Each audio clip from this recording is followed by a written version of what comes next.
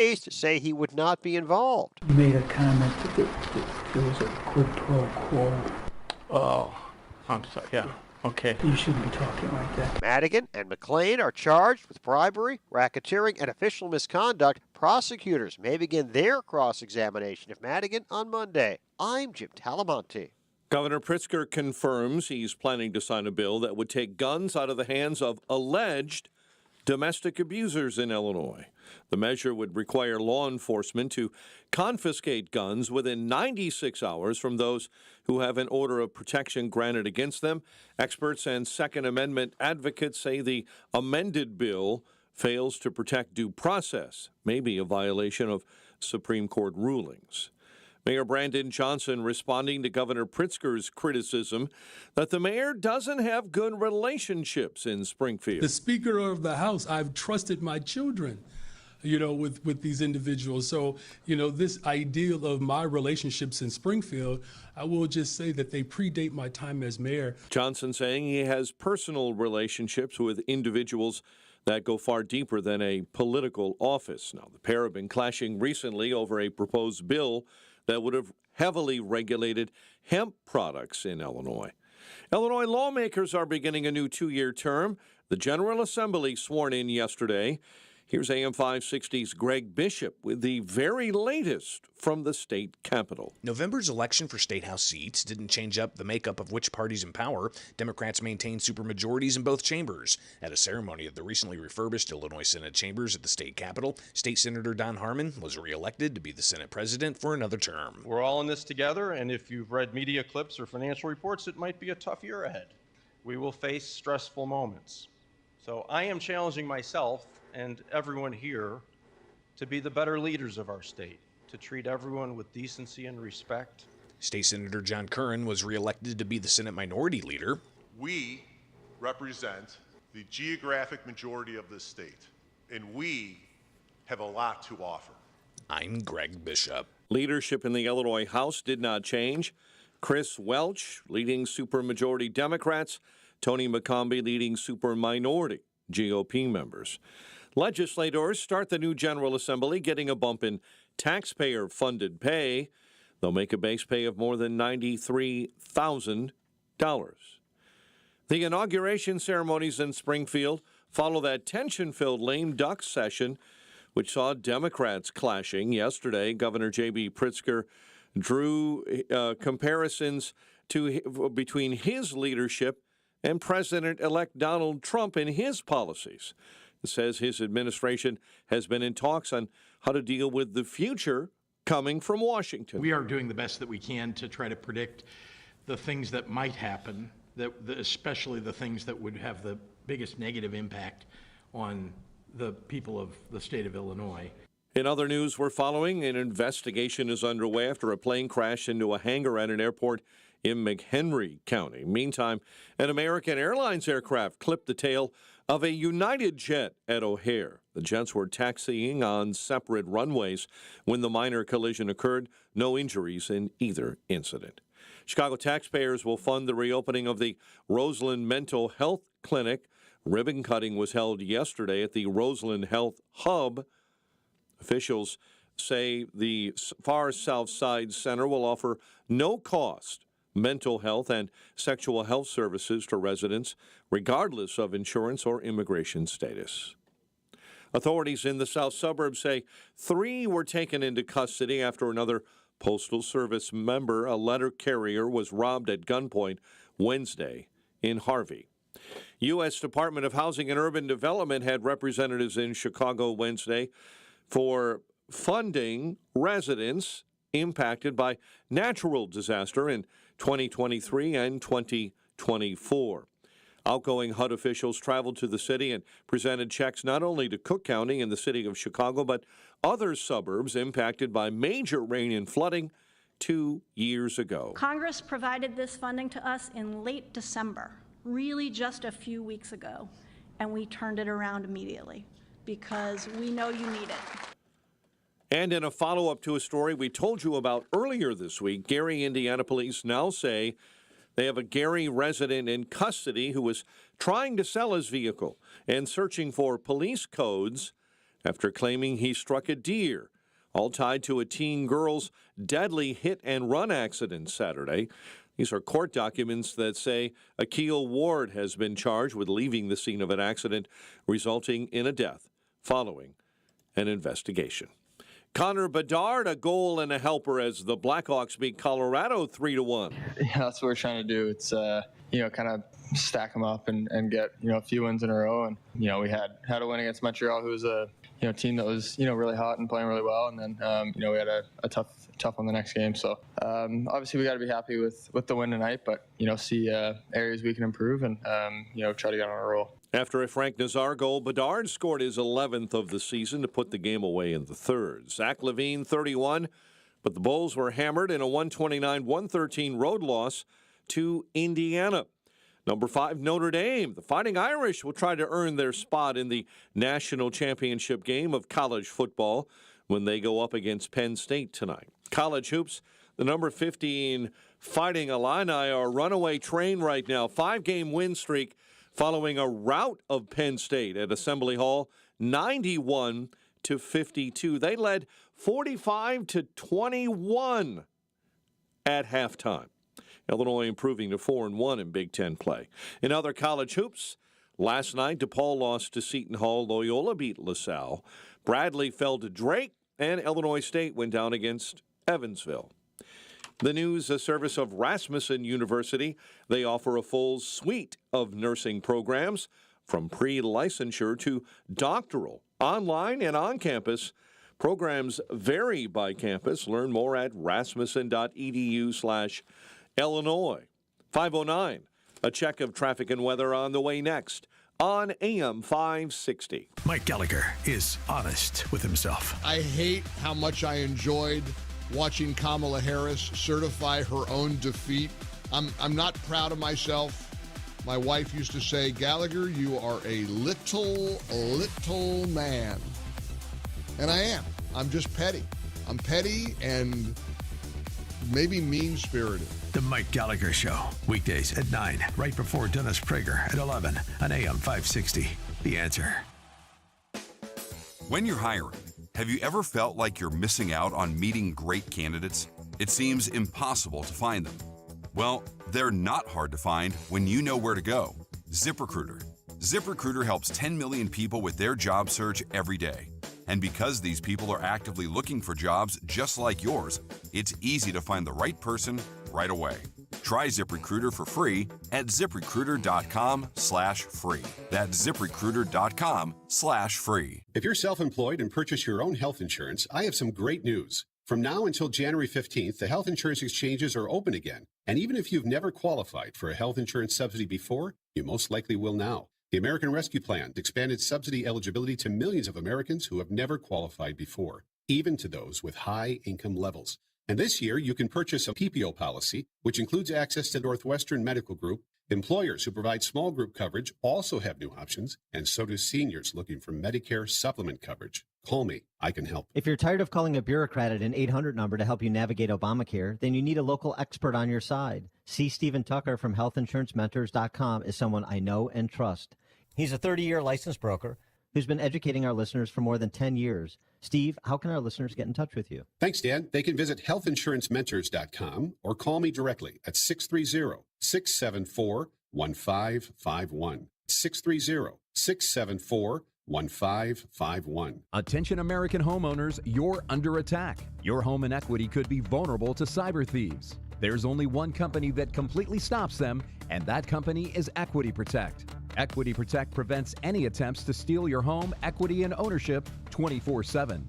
Get your free risk report today by texting the word HOME to 94878. That's right, text the word HOME to 94878 to get your free risk report. Keep your equity and legacy safe with Equity Protect. 5:12. Let's get an update on the roads. Team Hochberg Traffic Center time. Jane Addams.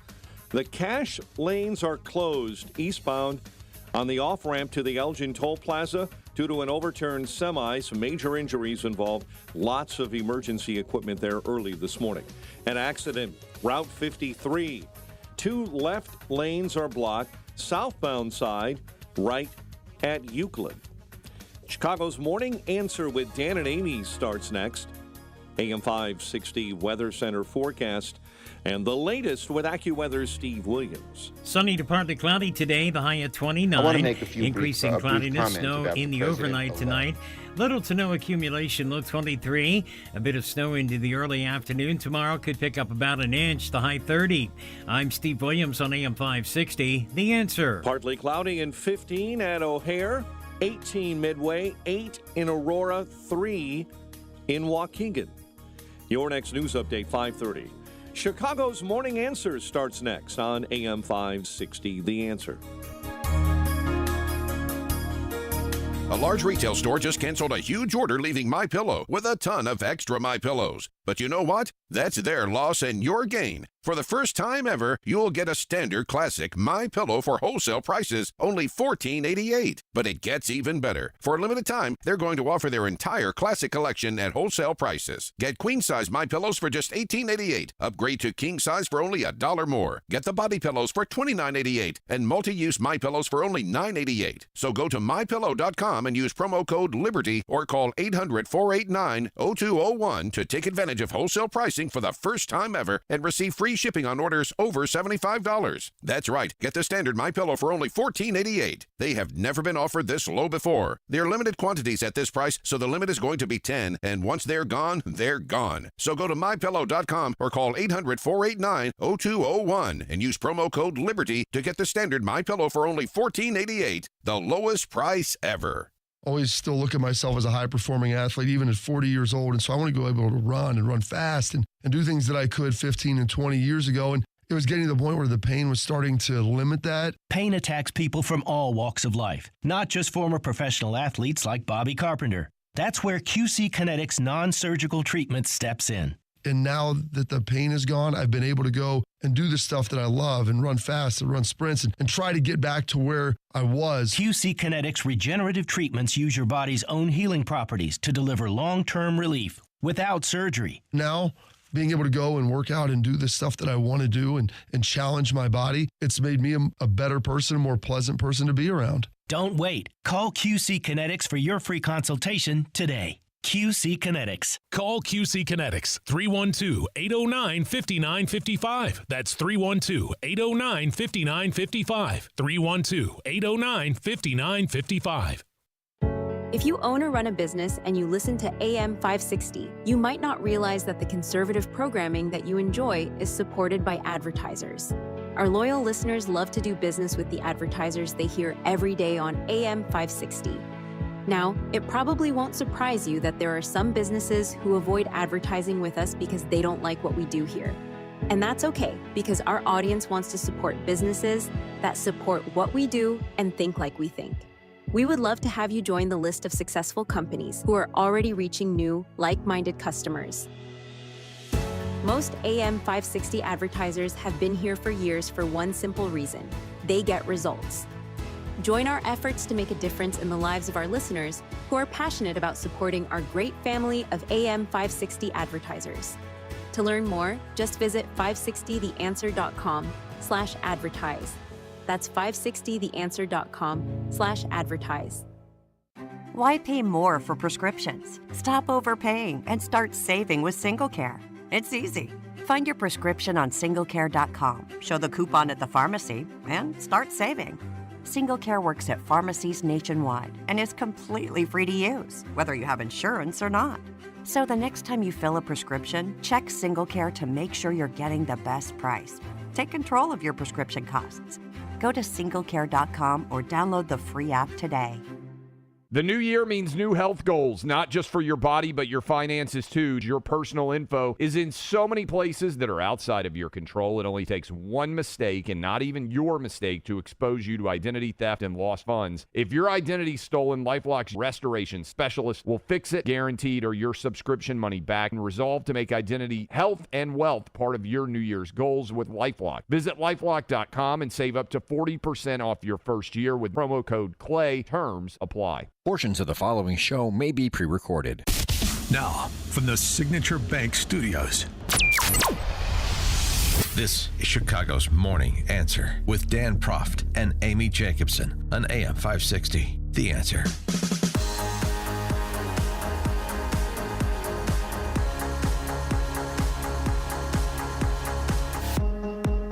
Top of the morning, Dan and Amy. This was President Trump 6 years ago during his first term discussing the California wildfires that were ravaging that state at that time, 6 years back. The destruction is incredible.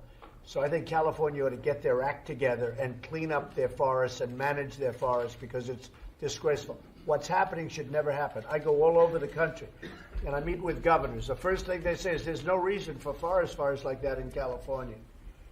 So I say to the governor or whoever's going to be the governor of California, you better get your act together because California, we're just not going to continue to pay the kind of money that we're paying because of fires that should never be to the extent. This was Trump 4 months ago on the campaign trail at an event in California. And you have so much water, and all those fields that are right now barren, the farmers would have all the water they needed. And you could revert water up into the hills where you have all the dead forests, where the forests are so brittle. Because no place is like California. I go to Austria. The head of Austria tells me, we have trees that are much more flammable than what you have in California. We never have forest fires because they maintain their forests. And you have all that water that could be used as water, what they call water flow, where where the land would be damp. And you'd stop many of these horrible fires that are costing billions and billions of dollars by the federal government, etc. So one thing I'm going to do for California, vote for me, California. I'm going to give you safety. I'm going to give you a great border. And I'm going to give you more water than almost anybody has. And the farmers up north are going to be able to use 100% of their land, not 1% of their land. Well, they didn't vote for him, as we know, but maybe there are some recriminations among the jet set in places like Pacific Palisades for not doing so. 312-642-5600, Turnkey.pro answer line. And it just makes me sick. I mean, this could have been prevented, possibly. Governor Newsom, he has done a list of things that have made this situation work. I mean, he refused. There was this water canal that he was going to have from Northern California to Southern California, but he was concerned about the smelt and the growth of the salmon, so he didn't go through with it. He took a number of dams out, and shame on him. This is what you get, and this is what you get when you don't have controlled burns in the off-season. This is what happens. After meeting with senators on the Hill yesterday, Trump had this to say. So he's been talking about this for at least the better part of 6 years, if not before. And, of course, he's not the only one. The interesting thing about talking about, well, Trump said this, and look, he was right. A lot of people have been right. A lot of people have been right for a long time. The point here is what it tells you about the left. There are a lot of people that are not necessarily civil engineers in this instance. They're not experts, but common sense policy. You do a little reading, you do a little thinking, you apply a pragmatic approach to what seems to be sensible and in the best interests of the most amount of people, and that's basically how you should drive policy debate and make policy. But that's not what the left does. So you have Trump looking like Nostradamus just because he's the highest profile guy out there. But of course, there were people in all walks of life, and particularly in the areas where expertise is required here when it comes to land management and civil engineering and so forth, that know this as well. It tells you, again, about the left, about people like Governor Patrick Bateman, about people like Karen Bass, that they will prioritize smelt over people. Right. The environment over the people. And also, Governor Newsom took his... First, Trump yesterday, after that meeting with GOP senators. Do you believe that federal aid should be provided to California for as long as it takes? Well, it's very sad because I've been trying to get Gavin Newsom to allow water to come. You'd have tremendous water up there. They send it out to the Pacific because they're trying to protect a tiny little fish, which is in other areas, by the way, called the smelt. And for the sake of a smelt, they have no water. They had no water in the fire hydrants today in Los Angeles. It was a terrible thing. And we're going to get that done. It's going to finally be done. I got it done from the federal side. And he didn't want to sign it, but it's not going to happen again like that. There's no reason. Can you imagine? You have farmers that don't have any water in California. They have plenty of water. They don't have a drought. They send it out to the Pacific, and it's crazy. So what's happening in California is a true tragedy. I know those areas very well. I have many friends living in those houses. That is a true tragedy. Nobody ever thought. I mean, virtually Beverly Hills and areas around Beverly Hills are being decimated. The biggest homes, some of the most valuable homes in the world are just destroyed. I don't even know. You know, you talk about a tax base. If those people leave, you're going to lose half your tax base of California. This is a true tragedy, and it's a mistake of the governor, and you could say the administration. They don't have any water. They didn't have water in the fire hydrants. They don't have water. Inexcusable. 312-642-5600 is our Turnkey Job Pro answer line. You could also text us on that very same line. Newsom, Governor Bateman there, Patrick Bateman, was prompted to respond to Trump by Gloria Vanderbilt's kid, who is on scene in California. And this is what Newsom said in response to the comments you just heard from Trump. We're in the public safety phase. I hate to even ask this question, but the president-elect chose to attack you, blame you for this. One can't even respond to it. I mean, it's people are literally fleeing. People have lost their lives. Kids lost their schools. Families completely torn asunder. Churches burned down. This guy wanted to politicize it. I have a lot of thoughts, and I know what I want to say. I won't. I stood next to a president of the United States of America today, and I was proud to be with Joe Biden. And he had the backs of every single person in this community. He didn't play politics, didn't try to divide any of us. Didn't play politics. He was there because his son, giving birth, somebody in this family was giving birth to a great-grandson. He wasn't there because of the fire. He was there for personal reasons. That's what it's always about with Biden. Yeah, he didn't want to talk so much about the particulars of the disaster that is unfolding. He wanted to announce some good news. So, get your mind off the fact that you just lost your home, or perhaps, and I think there are 5 deaths reported so far, perhaps lost your life. The good news is I'm a great-grandfather as of today. I was granddaughter. Then I'm baby girl, baby boy. Baby girl, baby boy. I don't know, baby something. something. They haven't done the gender reveal yet. Yeah. But Dan, before he said that, he said the good news is, well, my son's house and his wife's house probably burned down. Because, he's just like us, Dan. No, that's what he is. He can. He's down with the struggle. He said they may have been okay. Yeah. The house may have been okay. Well, so. Right, we're interested in the rich vicissitudes of the hillbilly family from Wilmington, Delaware, of course. Well, right. So Biden was there. He was proud to be with Biden. He's not going to play politics with this disaster. Not Newsom. No. But to the point that Amy raised a moment ago, he was happy to play politics to appease the radical left environmentalists when he and fellow new Marxists, give credit where credit's due, then Oregon Governor Kate Brown, who was most noteworthy for being a lesbian. Yay, who cares who she's sleeping with? I don't care. And Jay Inslee, another presidential aspirant of Washington State, they all got together and did this. These dams are coming down, and it's about damn time. Governor Kate Brown, Governor Gavin Newsom, U.S. Secretary of Interior Deb Haaland, and tribal leaders all coming together to celebrate the world's largest dam removal along the Klamath River Thursday. The groups meeting at Iron Gate Fish Hatchery in Hornbrook. Last month, the Federal Energy Regulatory Commission issued the final approval of the historic plan to remove 4 dams on the Klamath River in California and Oregon. The decision is a culmination of years of work on the project's licensee, PacifiCorp, Pacific Power's parent company, on the parts of Oregon and California, and several state and local agencies, along with several tribes. The folks out there that exercised your leadership every single day, that dialectic that we had throughout this process where you expected and demanded more. You expressed that at times, and sometimes it was uncomfortable. Other times it was absolutely justifiable. I just want to thank you for making this moment possible. The Klamath Basin watershed covers 9.4 million acres, an area larger than 9 U.S. states.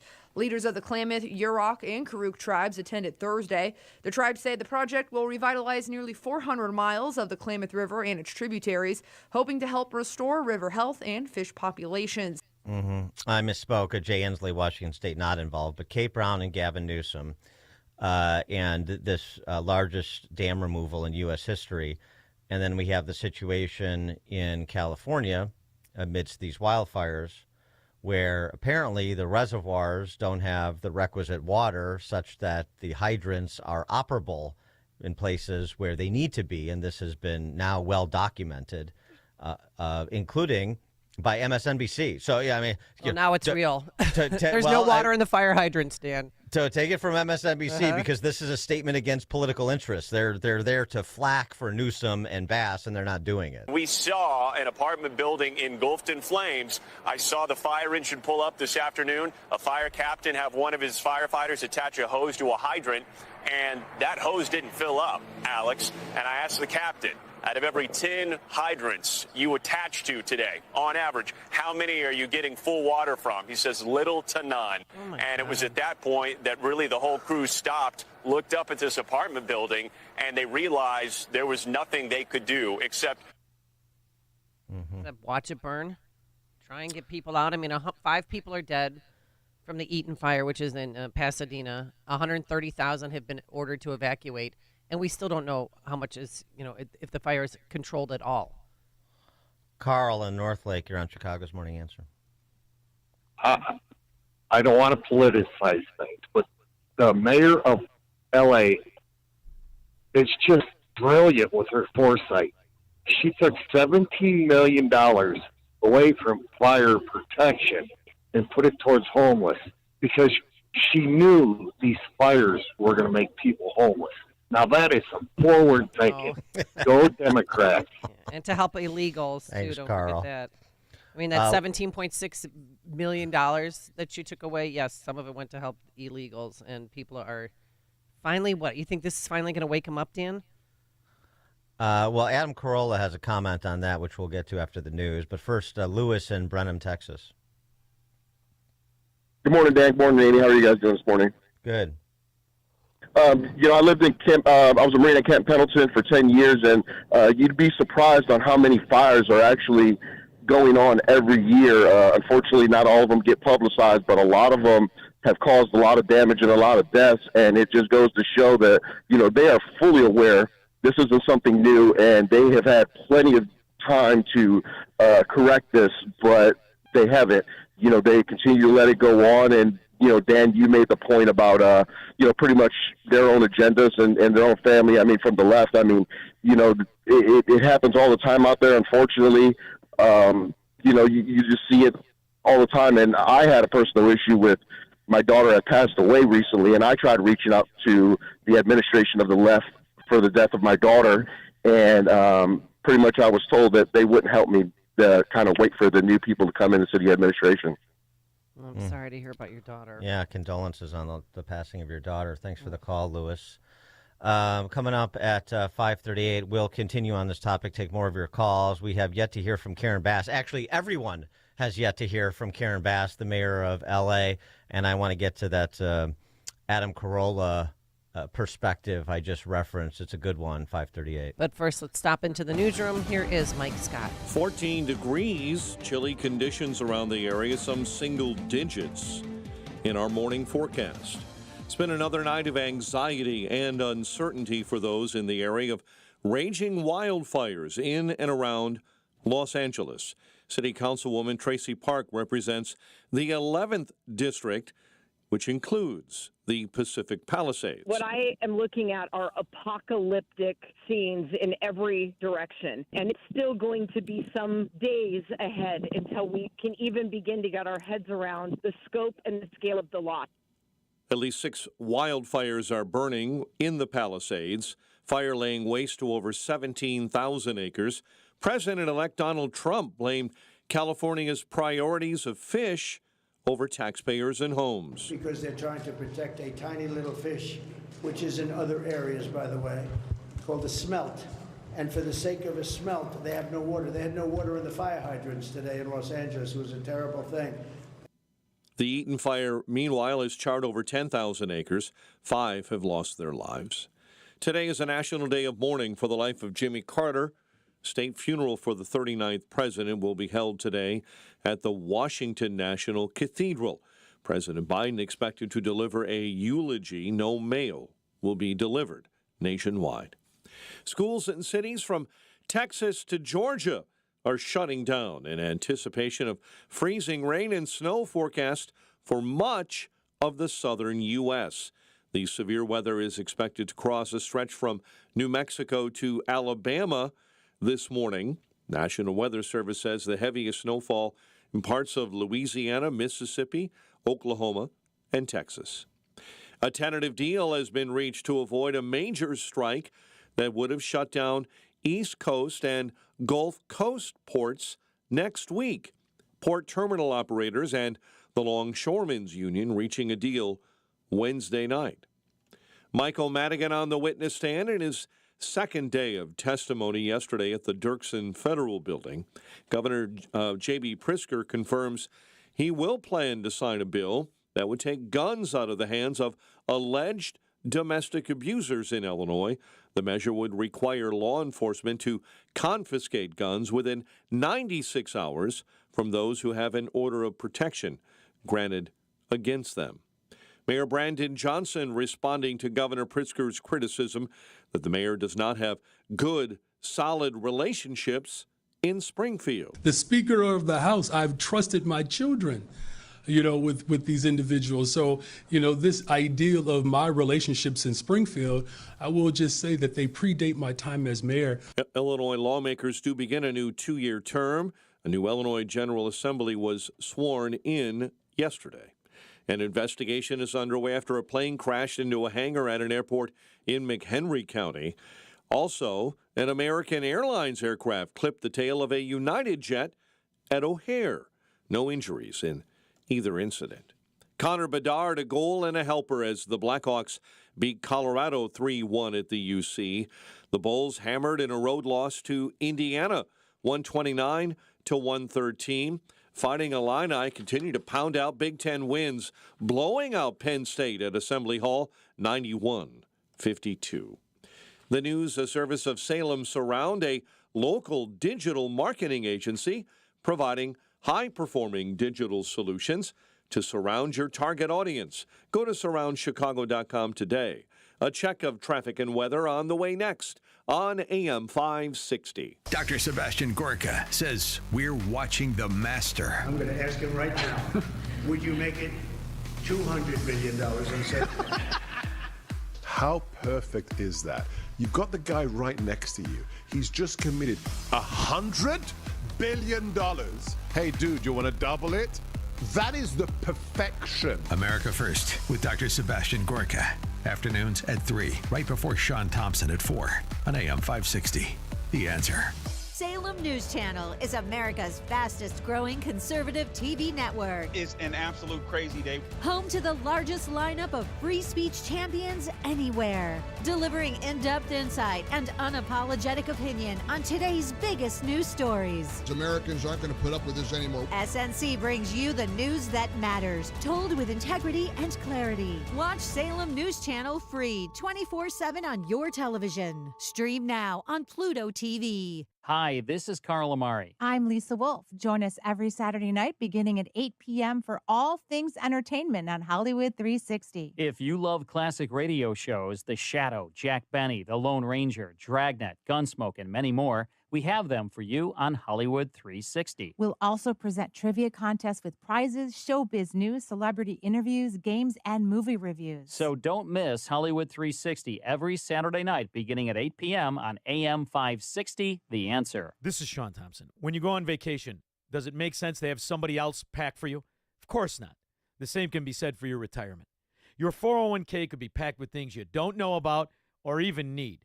If you're close to retirement, but you don't have a plan customized to your goals, It's like kind of taking a 30-year vacation with no idea what's in the suitcase. Sounds like a stressful way to begin what should be a relaxing time.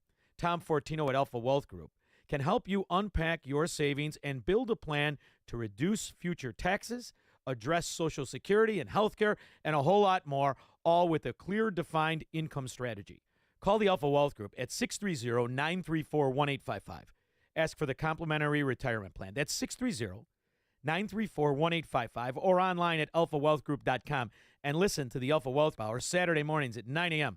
right here on AM 560. Advisory services through Retirement Wealth Advisors, LLC, and SEC registered investment advisor. Insurance and annuities offered through Alpha Wealth Group, licensed in Illinois. If you have unfiled taxes or are in debt to the IRS, this is important news. Did you know the IRS has programs specifically designed to help people struggling with tax debt? Powerful tax assistance programs that can save you thousands if you qualify. No one knows these programs better than the experts at Optima Tax Relief, America's most trusted tax resolution firm, A-rated by the Better Business Bureau. Their award-winning team of tax attorneys and licensed professionals have resolved over $1 billion of tax debt for their clients. One call to Optima can start the process, helping to end your worries about wage garnishment, asset seizure, and other IRS actions. Make sure you're getting the best options to solve your tax problems. Call the experts at Optima today for a free confidential consultation. Call 800-965-1433. 800-965-1433. 800-965-1433. Optima Tax Relief. Some restrictions apply. For complete details, please visit OptimaTaxRelief.com. Eggland's Best. The only eggs with more fresh and delicious taste, plus superior nutrition. Eggland's Best. Better taste, better nutrition, better eggs. 5:39, Team Hochberg Traffic Center time. Southwest Side, Chicago Lawn neighborhood. Structure fire has the intersection of 63rd east and westbound between Sacramento and California. So 63rd is shut down due to the fighting of that fire. Same story in Wheeling on Dundee Road near Northgate Parkway. Fast food restaurant has caught fire, and Wheeling Fire and other departments reporting to Dundee Road in Northgate this morning. Jane Addams, they just reopened the cash lanes on your eastbound off-ramp to the Elgin Toll. An earlier semi-crash has been pulled out of your way. Chicago's Morning Answer with Dan and Amy continues next. Now, your official Chicagoland weather forecast. Sunny to partly cloudy and 29 today. Cloudy, a bit of snow toward dawn, and a low of 23. Clear, 14 at O'Hare, 8 in Aurora, 9 Joliet, 2 above in Waukegan, 3 above in Kankakee, 9 above in Morris, and 17 Lakefront. Your next news update is at 6. Chicago's Morning Answer continues next on AM 560, The Answer. Now, from the Signature Bank Studios. Only the biggest stories, only the biggest guests, and only the biggest opinions. This is AM 560, The Answer. All right, hear from renowned psychologist and author Dr. Jordan B. Peterson at the Rosemont Theater on January 15th. Dr. Jordan's lecture tour will unite, inspire, and stabilize you culturally. For a chance to win a pair of tickets, visit 560theanswer.com/keyword. That's 560theanswer.com/keyword tour. And good luck.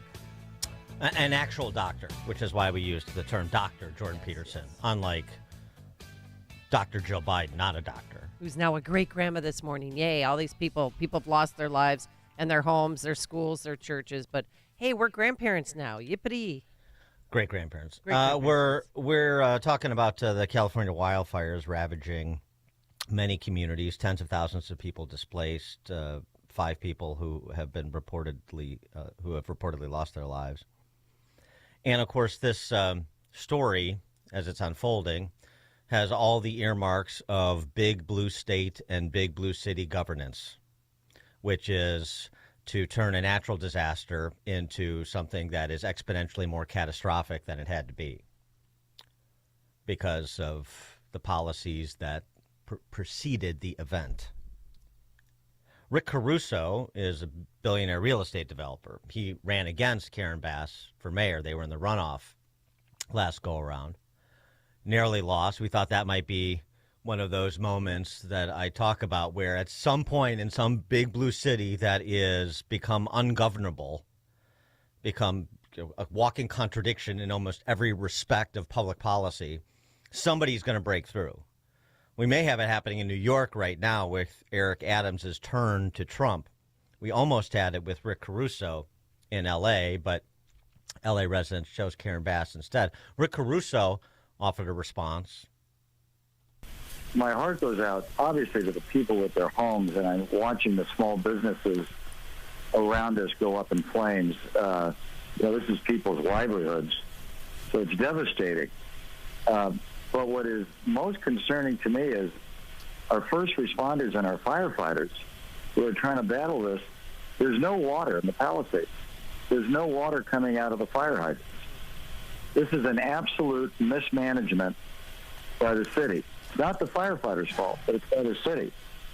And I'm going to be very honest. We've got a mayor that's out of the country, and we've got a city that's burning, and there's no resources to put out fires. So if you look at your pictures, you don't see the firefighters there because there's nothing they can do. And it looks like we're in a third world country here. Yeah, it looks apocalyptic. He's right. Now, that's a true leader. Too bad people in L.A. didn't wake up and put him in office. So Karen Bass was in Ghana. I'm sure she was trying to bring business back from Ghana to California, she'll tell us. Like BLM Brandon was bringing business back from England to Chicago when he went there to watch the Bears game. Mm-hmm. Oh, these politicians are insufferable. So Rick Caruso, the candidate who lost, offered some perspective. But to get any perspective from Karen Michael Bolandic Bass, that's something that is not doable. And she's a former congresswoman, don't forget. Okay, 6 terms. Yeah. Sky News' David Blevins tried to get Karen Bass after arriving. Well, she was at the airport. I don't know if she was leaving or going. Leaving or coming. But she was at the airport. She was cornered for a moment before she was assisted by airport personnel to go onto the tarmac where the media couldn't follow her. He tried. Do you owe citizens an apology for being absent while their homes were burning? Do you regret cutting the fire department budget by millions of dollars, Madam Mayor? Have you nothing to say today? Can you back up? I appreciate it. Have you absolutely nothing to say to the citizens today? Elon Musk says that you're utterly incompetent. Are you considering your position? Shell shock. Madam Mayor, have you absolutely nothing to say to the citizens today who are dealing with this disaster?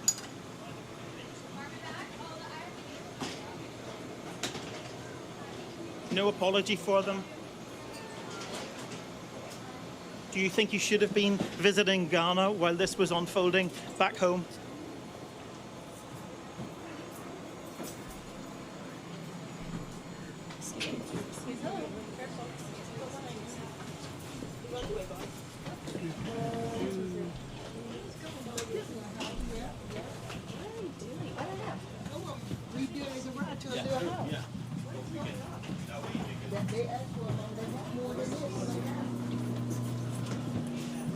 Following her as Madam Mayor, let me ask you just again, have you anything to say to the citizens today as you return? No. They're gonna come.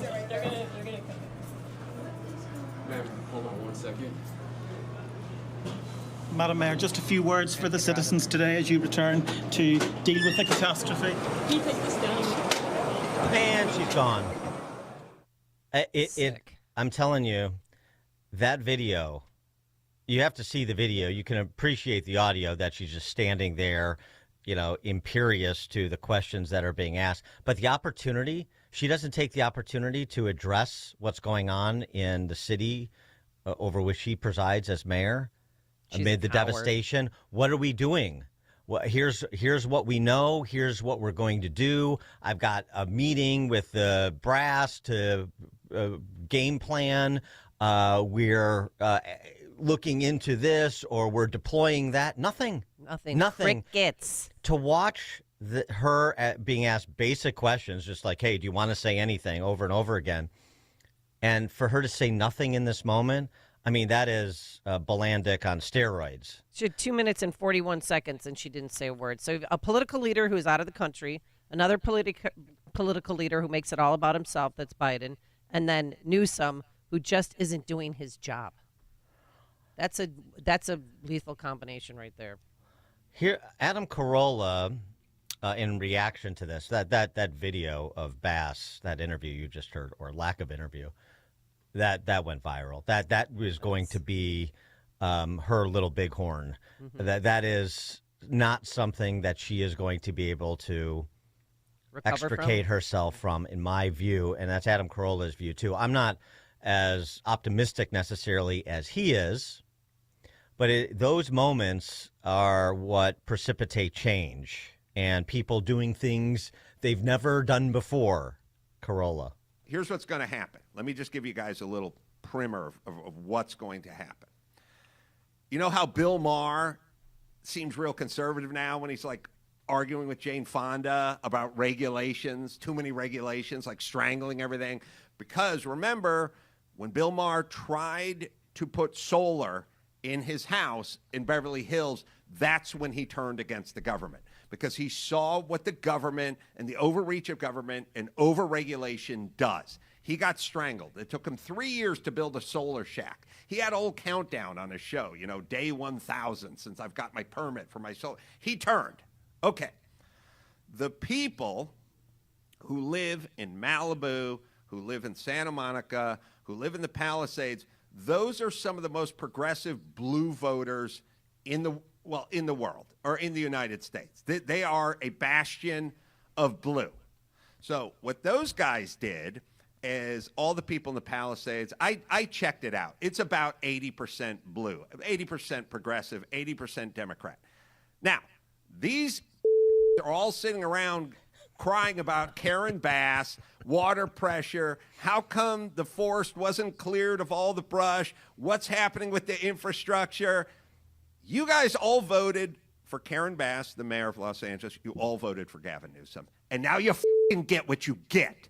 Oh, now that your house is on fire, well, now you're thinking about something else. Now you want to know what's going on. What's going on around here? You didn't give a shit about what was going on when other people's houses were on fire, but now you care. So here's what's going to happen. All these people who were deep blue Democrats are now going to have to pull a permit to rebuild. And they're going to get the 28-year-old bitch from the Coastal Commission telling them to go off. And then they're going to vote for Trump or whoever's Trumpian next. You see, they're going to get turned. They're going to get turned hard because, as I've always said, live in the rent control apartment in Santa Monica, fine, good. We know how you vote. Go deal with the city. Try to pull a permit. These are going to be thousands of homes, super wealthy people, and these people don't want to live in Van Nuys. They like it where they are. They love Malibu. They love the Palisades. They love Santa Monica. There's going to be a whole bunch of rich people, and they're going to go, I'm rebuilding, and I want to rebuild as fast as I can. And between the part where they go in to the Planning Commission and plan check and initially try to pull a permit to the time the first load of lumber, the first load of 2x4s is dropped off on their lot where their house formerly stood, it's going to be 3 years. And 1,000 permits and 1,000 arguments and 1,000 discussions with the Coastal Commission, not to mention little tidbits that they didn't think about, like Carson Daly. You want a swimming pool? Yep. Got to be double hulled. Really? Yeah. Well, why? Well, what if water leaches out and gets into the groundwater table? Carson Daly had to build a swimming pool like a modern-day oil tanker. Had to be like a double hulled. That's all right. It'll just cost $500,000 for a swimming pool. Like that, they're going to be, when they start getting the regulation, they're going to go nuts. And when they start running into the bureaucracy and the red tape, they're going to start going nuts, and they're going to vote for Rick Caruso next time because they want to get. That's all Trump says is we're going to pull back the regulations. We're going to free people up. They're going to find out. They're going to get bit by their own snake. They're going to convert. 312-642-5600, turnkey.pro answer line. I mean, you want to make it about the disaster and helping people in moments where there are these exigencies, of course, but just in terms of the political discussion, the prospect that this is a conversion event or there's a conversion event in the offing, which is to say dealing with local and state government and local and state government regulations that they otherwise champion because they're sentimental barbarians, and it feels good, except it doesn't feel good when you're on the wrong side of those regulations. And I got to tell you, I mean, I'm not, again, as optimistic as Carolla is about a mass conversion, but that's what turned David Mamet. Yeah. And if you read his book, The Secret Knowledge, it was his interaction with local government that got him to start reconsidering some of the fashionable positions that he had previously held. 312-642-5600, turnkey.pro answer line. Our text line is also up and running. Something about Karen Bass, too, being in Ghana. Why was she to celebrate some world leader's birthday or something? World leader, some Ghana. That's what they said. I mean, you could say no to these invitations. Yeah, right. I mean, it doesn't. The whatever the predicate is really doesn't even matter.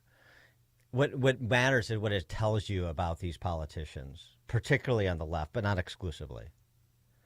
It's very much like the media, which is their comm shop. So you understand it's the same mentality. The Tribune, for example, started to shrink into the pamphlet size it is now long before the end of the print newspaper, the so-called end of the print newspaper. Why? The local network affiliate TV stations started to hemorrhage viewership long before all of the sort of the democratization of the digital age and all these podcasts and shows online and so forth. Why? Because they don't provide news that is contextual and consequential to people's lives in the regions they actually exist to serve. So, for example, and I've used this many times, the Tribune 20 years ago, maybe longer, was doing, 3-part series on what's going on in sub-Saharan Africa, but they have no coverage of property taxes in the south suburbs or K through 12 education in Northwest Cook County. It's really interesting. We go, we're it's the sort of the noblesse oblige. We're bigger than the parochial interests of the hoi polloi in the region in which we exist. We don't really like our people here. I mean, except those who are, fit our particular demographic, the Champagne socialist demographic specifically. So that's the same thing. That's what Karen Bass is. I'm in Ghana. I'm the mayor of L.A., but, really I'm a world leader. I have global concerns. I'm not so concerned about these parochial, sort of messy, unsexy issues like do the fire hydrants have access to water for fighting fires? I don't have time for that. I'm a global leader, saving democracy, saving the planet. This is really instructive about the ruling class mentality that, of course, persists still in both the political class and, fold in the fourth estate, for the most part, the D.C. press corps, because they are allies. One serves the other. Greg in Jefferson Park. Hey, good morning, guys. Number one, there should be no bailout for any of these people, especially with the high-valued stuff, Malibu, all that kind of crap. I saw on the news yesterday, this whole row of homes right on the ocean that burned down, the fire jumped over the highway and everything else. And, it's just unacceptable that anybody else in this country should be paying for that crap when the Democrats in California have neglected doing what's necessary to make this situation better. Getting rid of the brush and all these forests and everything else, cleaning it out, having controlled burns, so on and so forth. And, it's just, I've become indifferent to, hey, I don't like that it happened. I'm sad that people died and people's lives, thousands are absolutely ruined, especially those that can't afford it. But for people like Oprah I could care less about what happens to them. You want this problem solved? I'll solve it. Hey, God, about 20 miles offshore of that area, have a little earthquake and have on the continental side drop about 10 inches, and you'll have 270 trillion gallons of water coming through that whole area. About 4 miles in, that'll put out all the fires and scour the rest of the scum off there too. They're not, and they're not all Hollywood stars. That's one thing I was listening to or reading on social media. There's a lot of working class, hardworking Americans who live in Pacific Palisades, who live in apartments, who live in condos, who move theirs for the schools. Let's just stipulate so we don't have to address this. We don't want death and destruction visited upon anyone. God, no.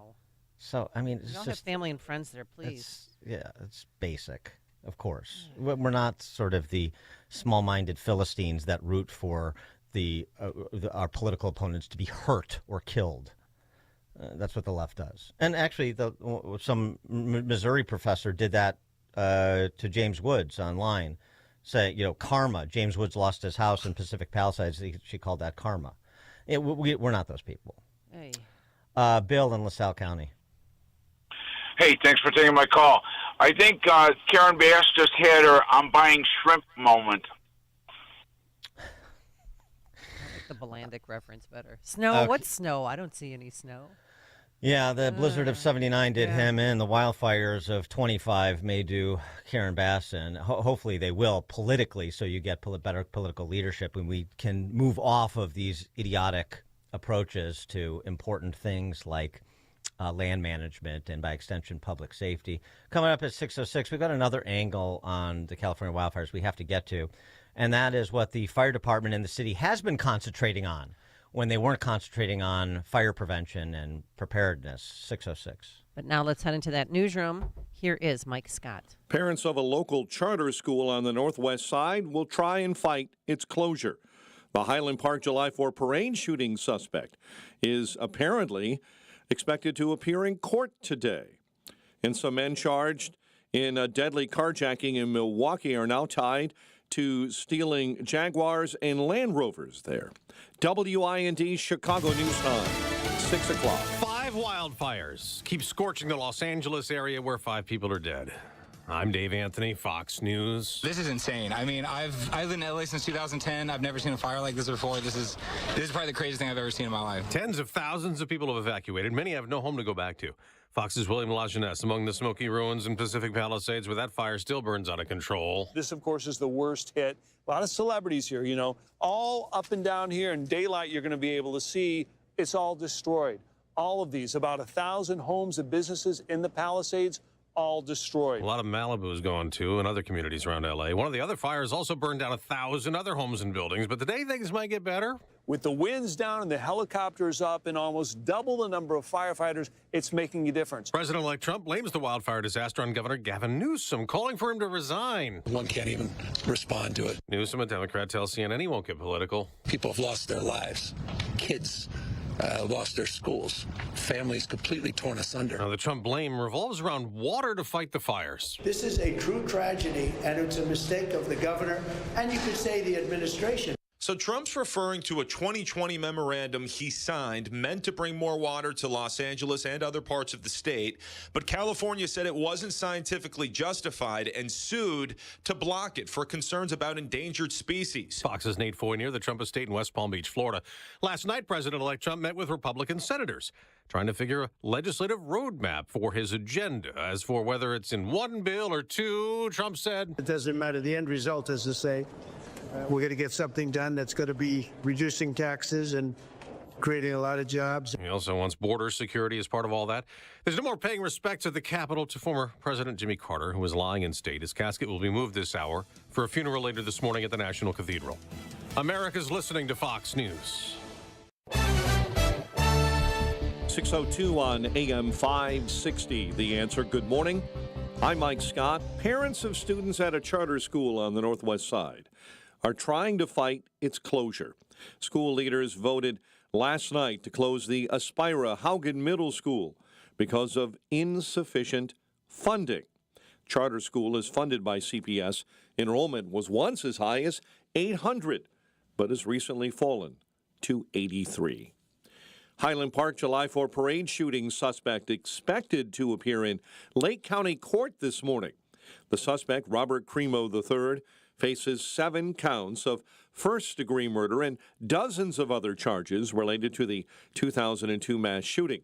Based on a judge's December rulings, the trial is expected to begin in February. 7 suspects from Chicago are now charged in a luxury car heist that happened in Wisconsin about a year ago. Some of the men now charged were already convicted, tied to a deadly carjacking in Milwaukee. Video from Waukesha, Wisconsin police shows 4 of those suspects in action on the showroom floor of a Jaguar and Land Rover dealership in February of 2024. Police are still looking for 4 suspects, all tied to that Waukesha auto heist. Michael Madigan on the witness stand in his second day of testimony yesterday with help from defense attorneys. The former Illinois House Speaker tried to distance himself from co-defendant Michael McLean and former Chicago Alderman Danny Solis, who secretly recorded Madigan for the FBI. And Illinois lawmakers are beginning a new 2-year term.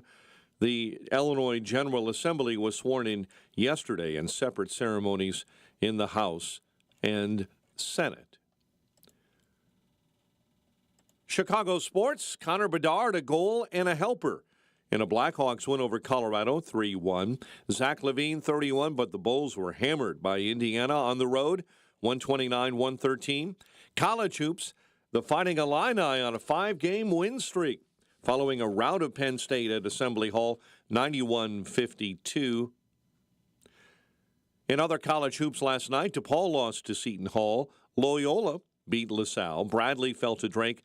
And Illinois State went down against Evansville.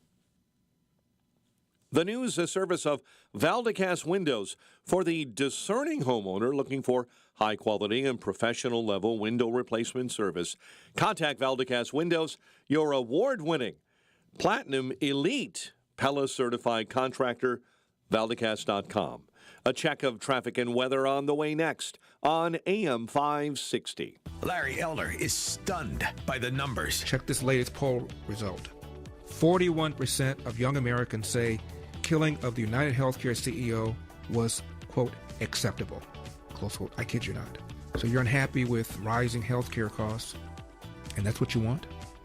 41% of young people say it's acceptable? Really? The Larry Elder Show. Weeknights at 8, right before Sean Hannity at 10 on AM 560. The Answer. Come on with this, people. Move it!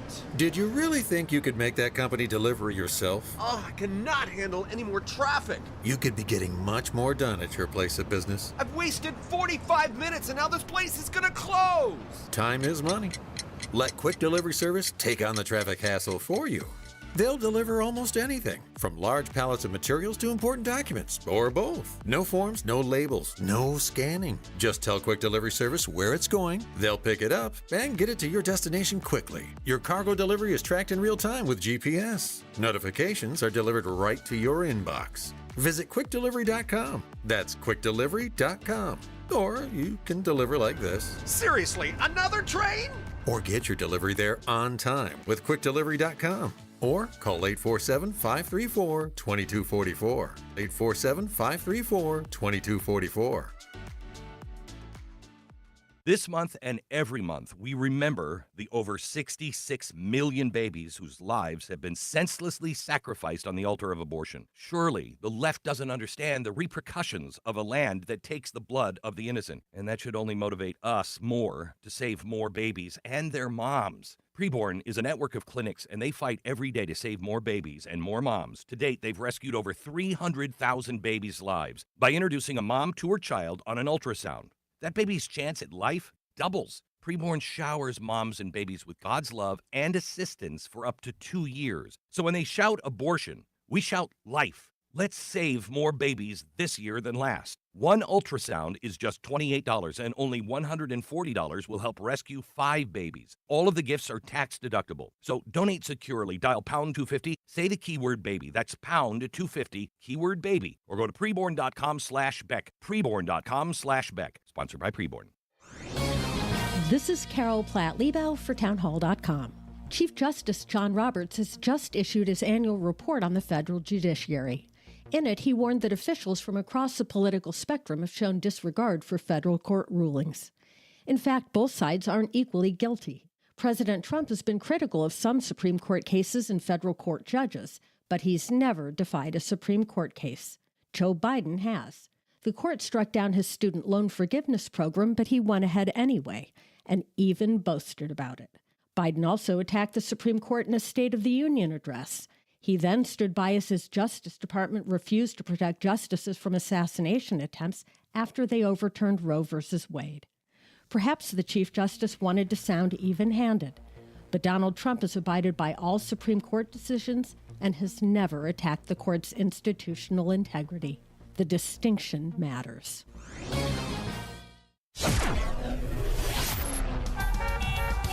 .608. Let's get an update on the roads. Team Hochberg Traffic Center time, a service of Papa Nicholas Coffee. Southwest side, Chicago Lawn, major structure fire being battled right now. 63rd is closed, east and westbound between Whipple and Sacramento. Structure fire being fought as well in Wheeling this morning along Dundee Road west of Northgate.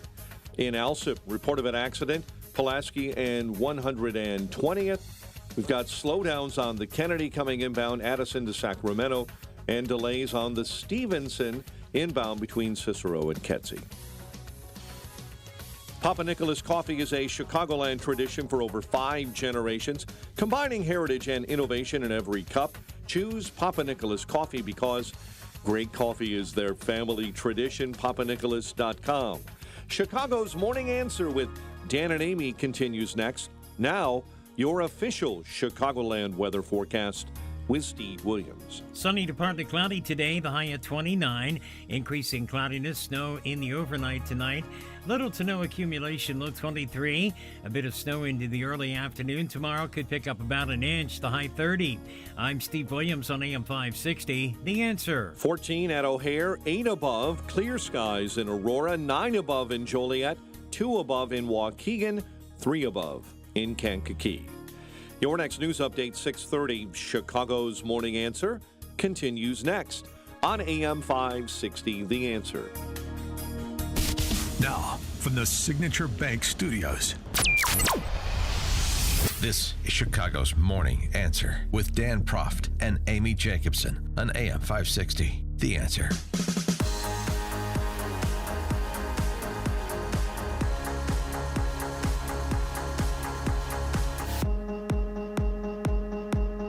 Top of the morning, Dan and Amy, continuing our discussion on the California wildfires, the devastation they have wrought. One of the things they may torch is DEI. We'll see. James Woods on with Laura Ingraham last night, talking about losing his home in the Pacific Palisades and the fact, as has been widely reported now, that the hydrants in Pacific Palisades weren't working, so you just had firefighters standing around because they had nothing with which to fight the fires. The people in charge, she took over, and she put on her bio that her priority, my highest priority, is inclusion, diversity, and equity. That is my priority. And somebody forgot to fill all the reservoirs, I guess, with water, because when I was getting smoke alarms, there was a fire truck parked in front of my house. But they couldn't pump any water because there was none, because they didn't put them in the reservoirs. The there's 2 she's. One is Karen Bass, and then there is the leadership of the L.A. Fire Department. The she that James Woods is referring to is Kristen Crowley. You'll be happy to know she is the first LGBTQIA2S+++++ fire chief. She is a Harvard Business School grad. So she's clearly brilliant because You have to be to go to the Ivy League. If you've got the credential, you're clearly the most competent person for the job. She makes $440,000. Holy cow! Well, cost of living's high over there. Yes. Her mission, much like the mission of NASA under Obama, was to celebrate the achievements of Muslim Americans. The mission that Kristen Crowley has for the L.A. Fire Department, as James Woods referenced, quote, the creation of systemic equity and inclusion across the LAFD, unquote.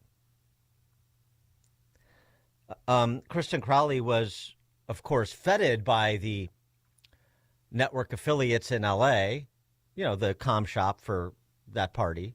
Yeah. They celebrated her sexuality?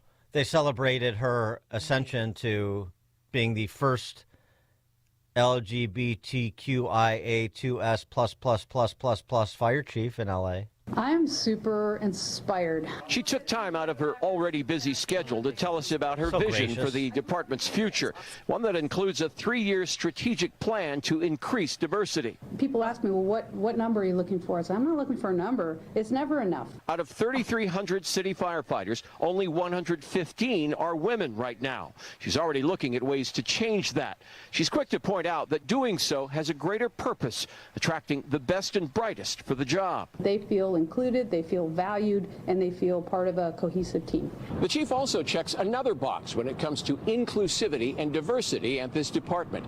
She's a proud member of the LGBTQ community. That just kind of opens the door of people that thought, wow, I didn't even know that was an opportunity for me.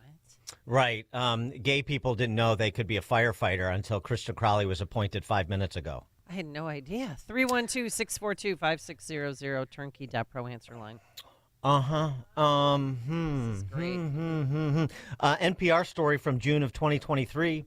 Firefighting is mostly white and male. A California program aims to change that. They sure do, because the most important thing when it comes to the role of firefighters in public service is whether or not they feel good about themselves and their environment, their feelings. That's what I think of when I think of fighting fires or fire safety. I think, is everybody feeling okay? As a woman, I'm telling you, I'm so sick of this crap.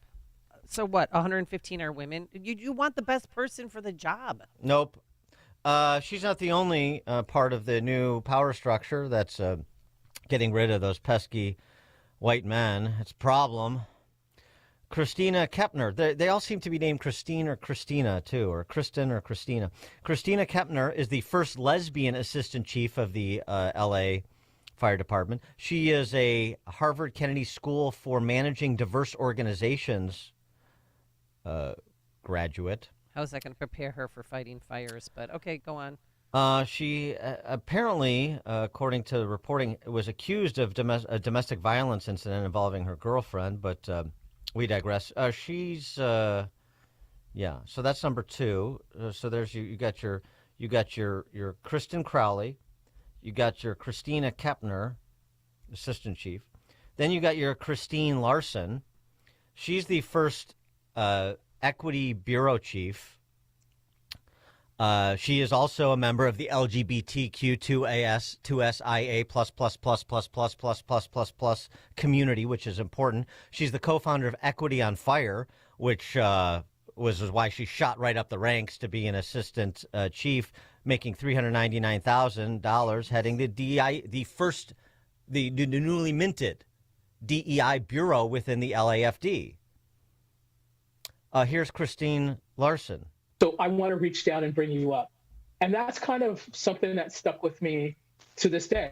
Part of that work means speaking up for those who can't. Over the last few years, LAFD has dealt with a fair share of controversy, and Larson not afraid to sound the alarm. I chose to speak out pretty much by myself about the issues of sexism and racism within my department and the need for change. I don't think there's any question that our department is the best at fighting fires. We do it better than anybody in the world. But when it comes to the personnel side, we have some issues, and they're not insurmountable, but they need to be addressed and fixed to the best of everybody's ability. They may be very good at fighting fires, but I doubt Christine Larson has much to do with it because I would like to see her do a single pull-up. Let me just say that. Okay, I'm Googling her. Number 4, Jamie Brown.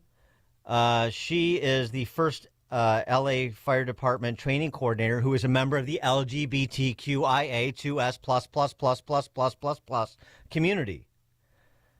And as Daniel Greenfield observed, her greatest accomplishment to date is not being named Kristen or Christine like the other 3. There is your power structure at the LA Fire Department. And you've heard their focus. Oh, and that's not all. Just in case you think you think I'm picking on women or I'm making this about identitarian politics. No. They made it about identity politics. They blared it from the outset. This is their entire organizing principle is identity. And the identity politics pays handsomely if you play it along with them, as these ladies are finding out. Yeah, and that's all wonderful. Dough, man. That's all wonderful as long as you're, at a liberal arts program ensconced in, some university. When it comes to protecting people or responding to emergencies, that's where it gets a little dicey for me. But if it doesn't for you, that's fine. Let me introduce you to the welcoming practicum for LA Fire Department, for the newly employed at the LA Fire Department. Shauna Lewis kicks it off, and then she's joined by others. This is the new employee orientation.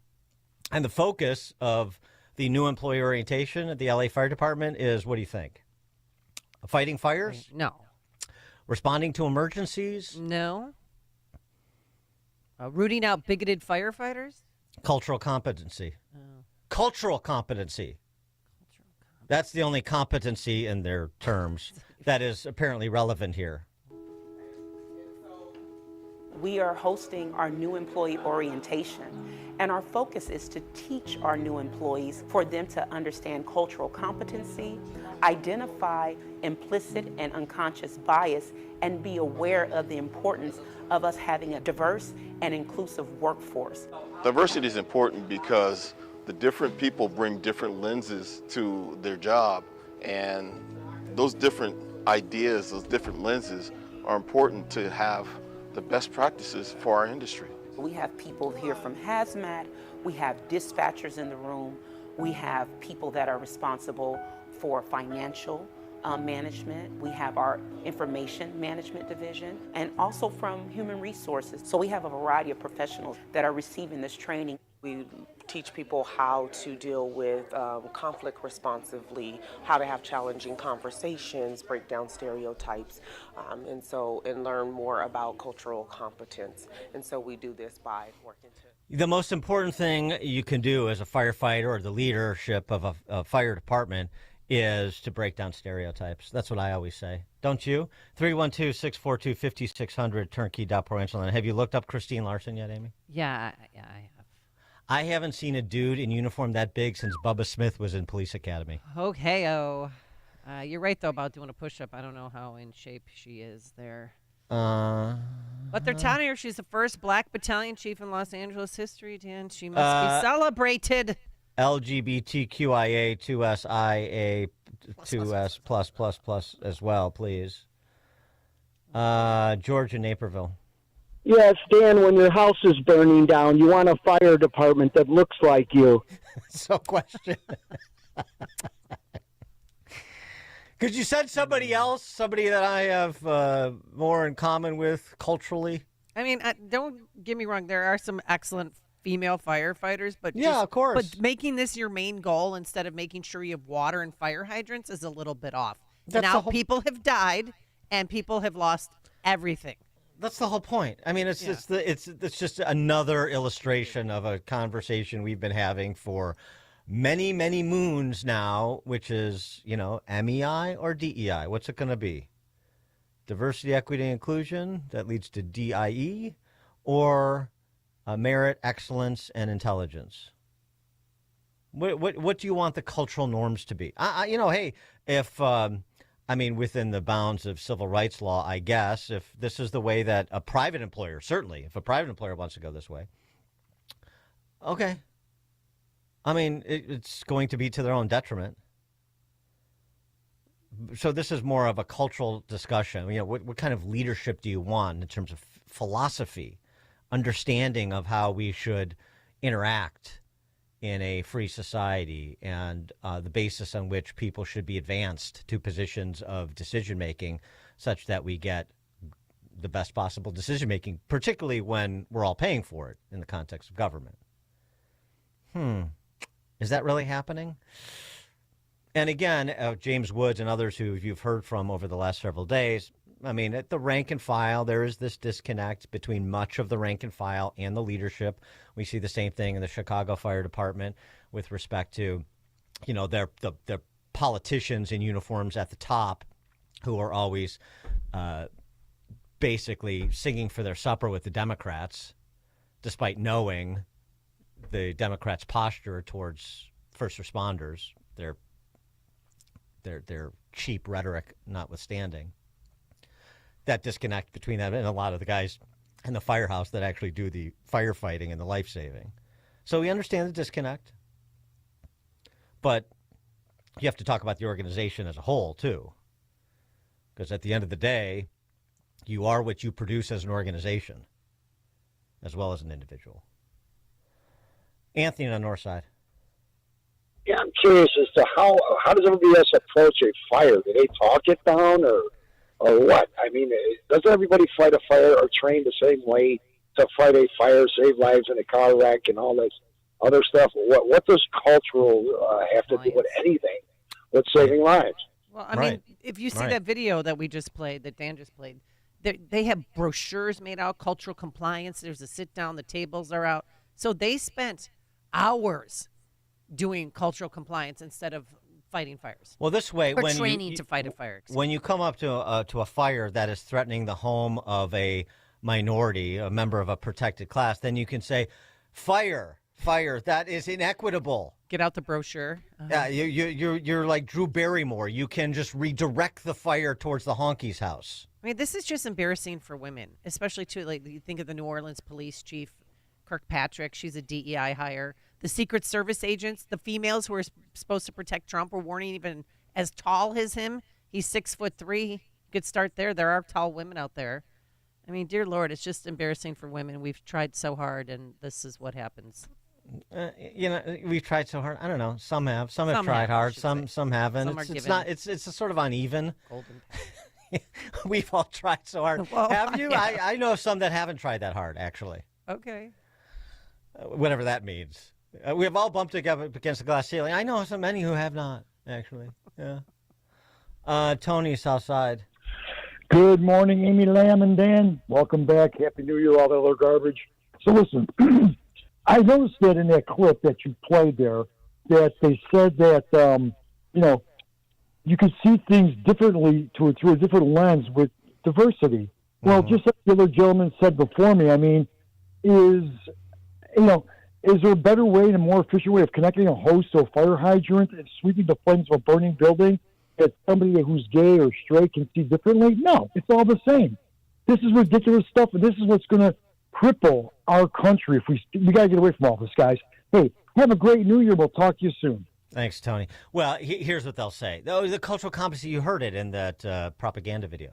This is breaking down stereotypes, right? Because to promote unit cohesion, because there's nothing that promotes camaraderie more than having grade school level conversations about stereotypes and what hurts my feelings and what doesn't. That's really what builds camaraderie, not a bunch of firefighters in the firehouse enjoying one another's company, busting chops, making meals for one another, whatever.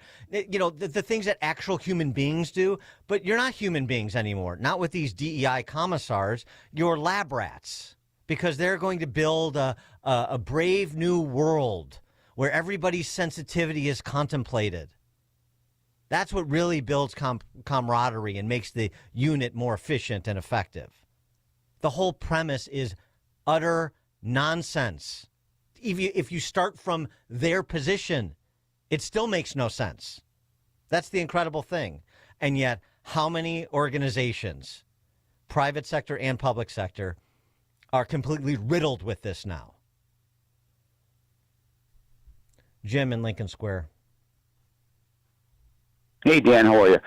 So, Dan, I was a fireman for 4 years in Chicago, and after 9/11, a writer for National Review, Kate O'Byrne, wrote an article, Men of the Hour, and in it, a judge claimed that upper body strength was largely irrelevant to firefighting, which is a frickin' joke.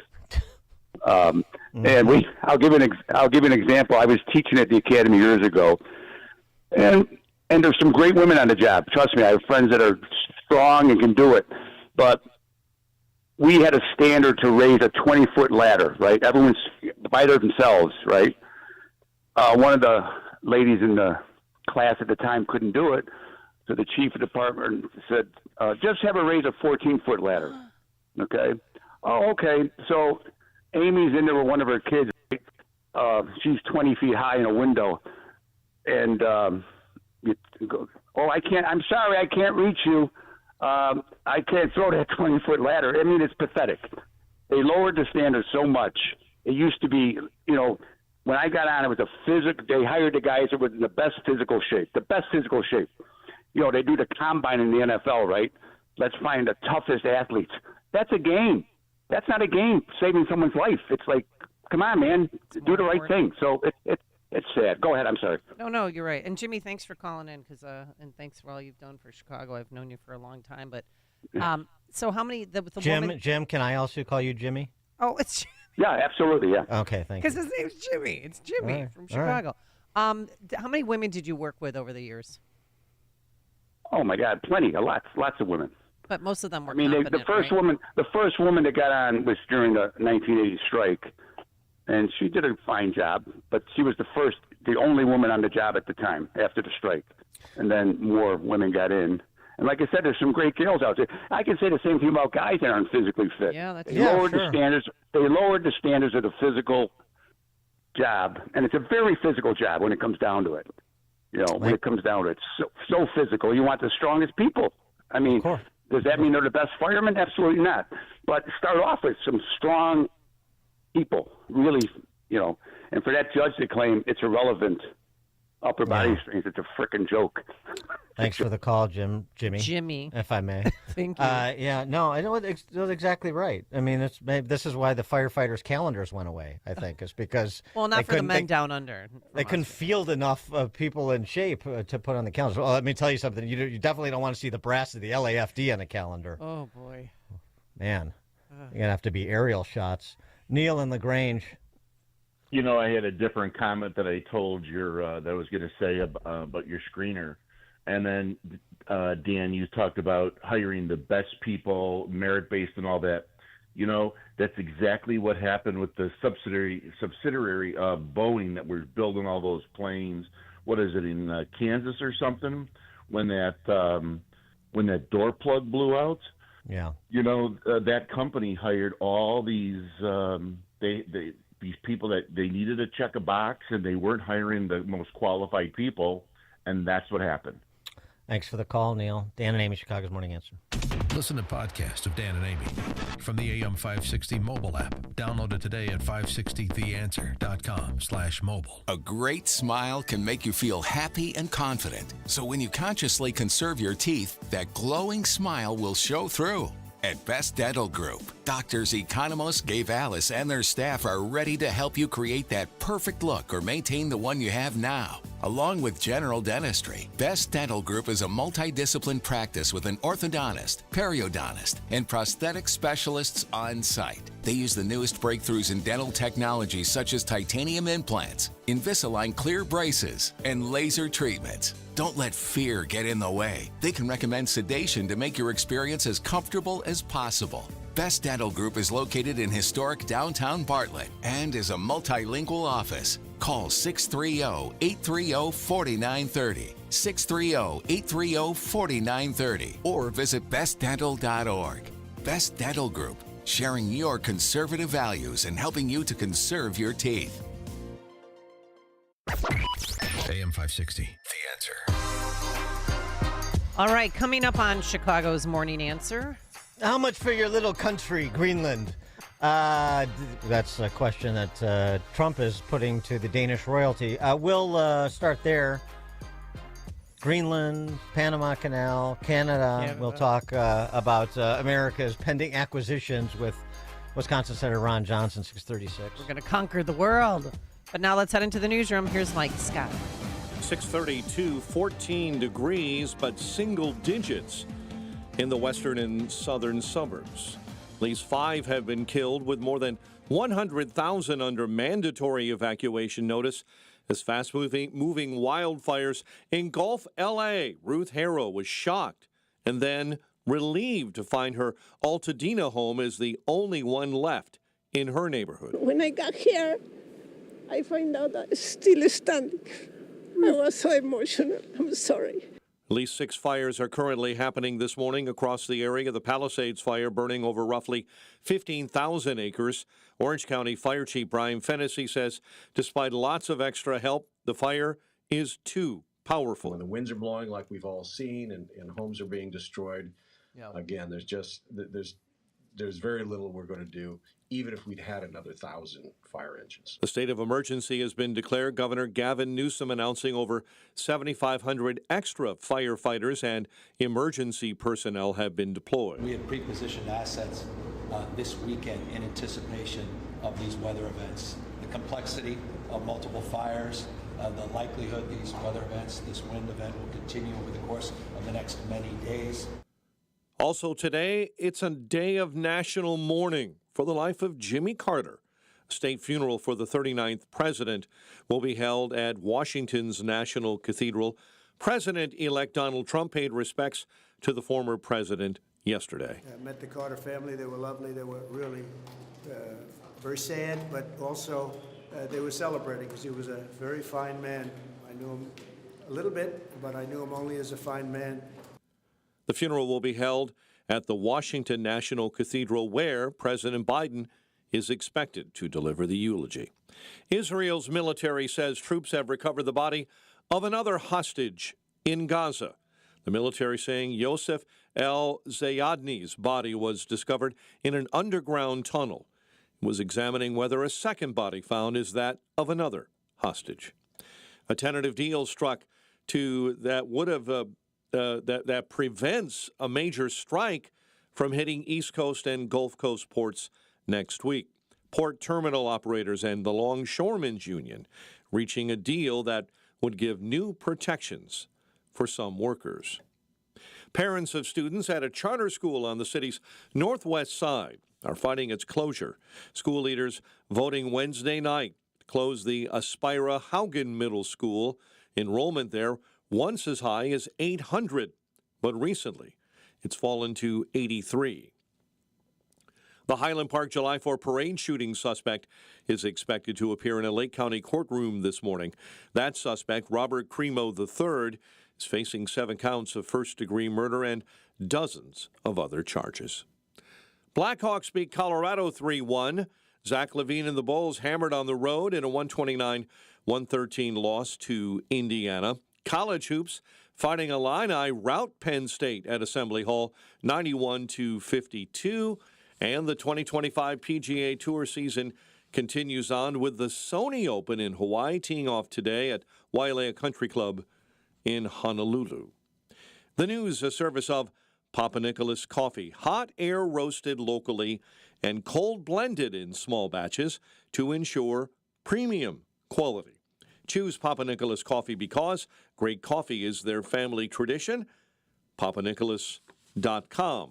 A check of traffic and weather on the way next on AM 560. Larry Elder believes this could be just the start. Last 4 years, minimum of 10, maybe 12 million illegal aliens in this country, unvetted from virtually every single country in the world. Hundreds have been intercepted who are on the terror watch list, and those are the ones that we caught. The FBI has investigations into domestic terrorism in every one of the 50 states. And the fact that this doesn't happen more often, to me, is mind-boggling. The Larry Elder Show, weeknights at 8, right before Sean Hannity at 10 on AM 560. The Answer. This is Carol Platt-Liebau for townhall.com. Chief Justice John Roberts has just issued his annual report on the federal judiciary. In it, he warned that officials from across the political spectrum have shown disregard for federal court rulings. In fact, both sides aren't equally guilty. President Trump has been critical of some Supreme Court cases and federal court judges, but he's never defied a Supreme Court case. Joe Biden has. The court struck down his student loan forgiveness program, but he went ahead anyway, and even boasted about it. Biden also attacked the Supreme Court in a State of the Union address. He then stood by as his Justice Department refused to protect justices from assassination attempts after they overturned Roe v. Wade. Perhaps the Chief Justice wanted to sound even-handed, but Donald Trump has abided by all Supreme Court decisions and has never attacked the court's institutional integrity. The distinction matters. Balance of Nature's fruits and veggies supplements, changing the world one life at a time. You know, Balance of Nature is becoming pretty important out there to a lot of people. And when I first started, I was really impressed. I'm a healthcare professional, trained as a pharmacist. So anything that's natural I like. And so it made a lot of sense.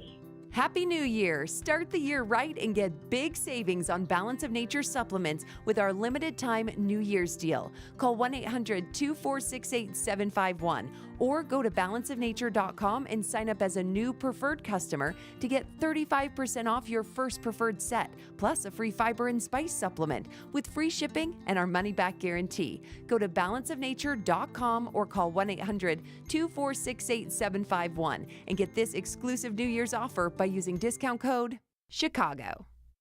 The new year means new health goals, not just for your body, but your finances too. Your personal info is in so many places that are outside of your control. It only takes one mistake, and not even your mistake, to expose you to identity theft and lost funds. If your identity's stolen, LifeLock's restoration specialist will fix it, guaranteed, or your subscription money back, and resolve to make identity, health, and wealth part of your New Year's goals with LifeLock. Visit LifeLock.com and save up to 40% off your first year with promo code CLAY. Terms apply. Are you having trouble hearing? Hearing loss can devastate the quality of your life. Now, there's an affordable fix for you or your loved one. Rated in the best hearing aids of 2024 by USA Today, Audion Hearing has the highest quality hearing aids at the lowest prices, just $189. I actually like them better than my old $5,000 hearing aids. I could not believe how my hearing and life changed. Join over 500,000 happy customers by going to audionhearing.com. That's AUDIEN hearing.com. If better health, more energy, and detoxing your body are some of your priorities this year, get Active Liver today. You can find Active Liver in stores at your local CVS or online at Amazon or NewNordicUSA.com. 6:39 Team Hochberg Traffic Center time is the service of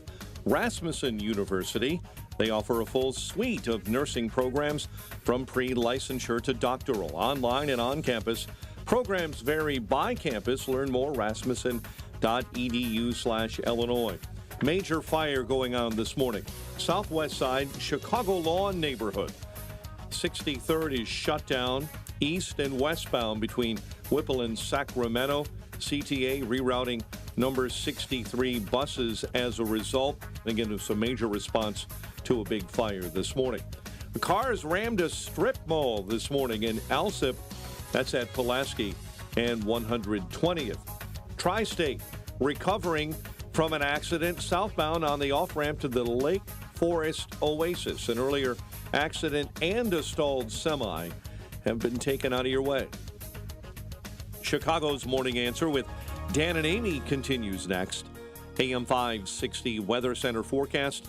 Sunny to partly cloudy today. High 29.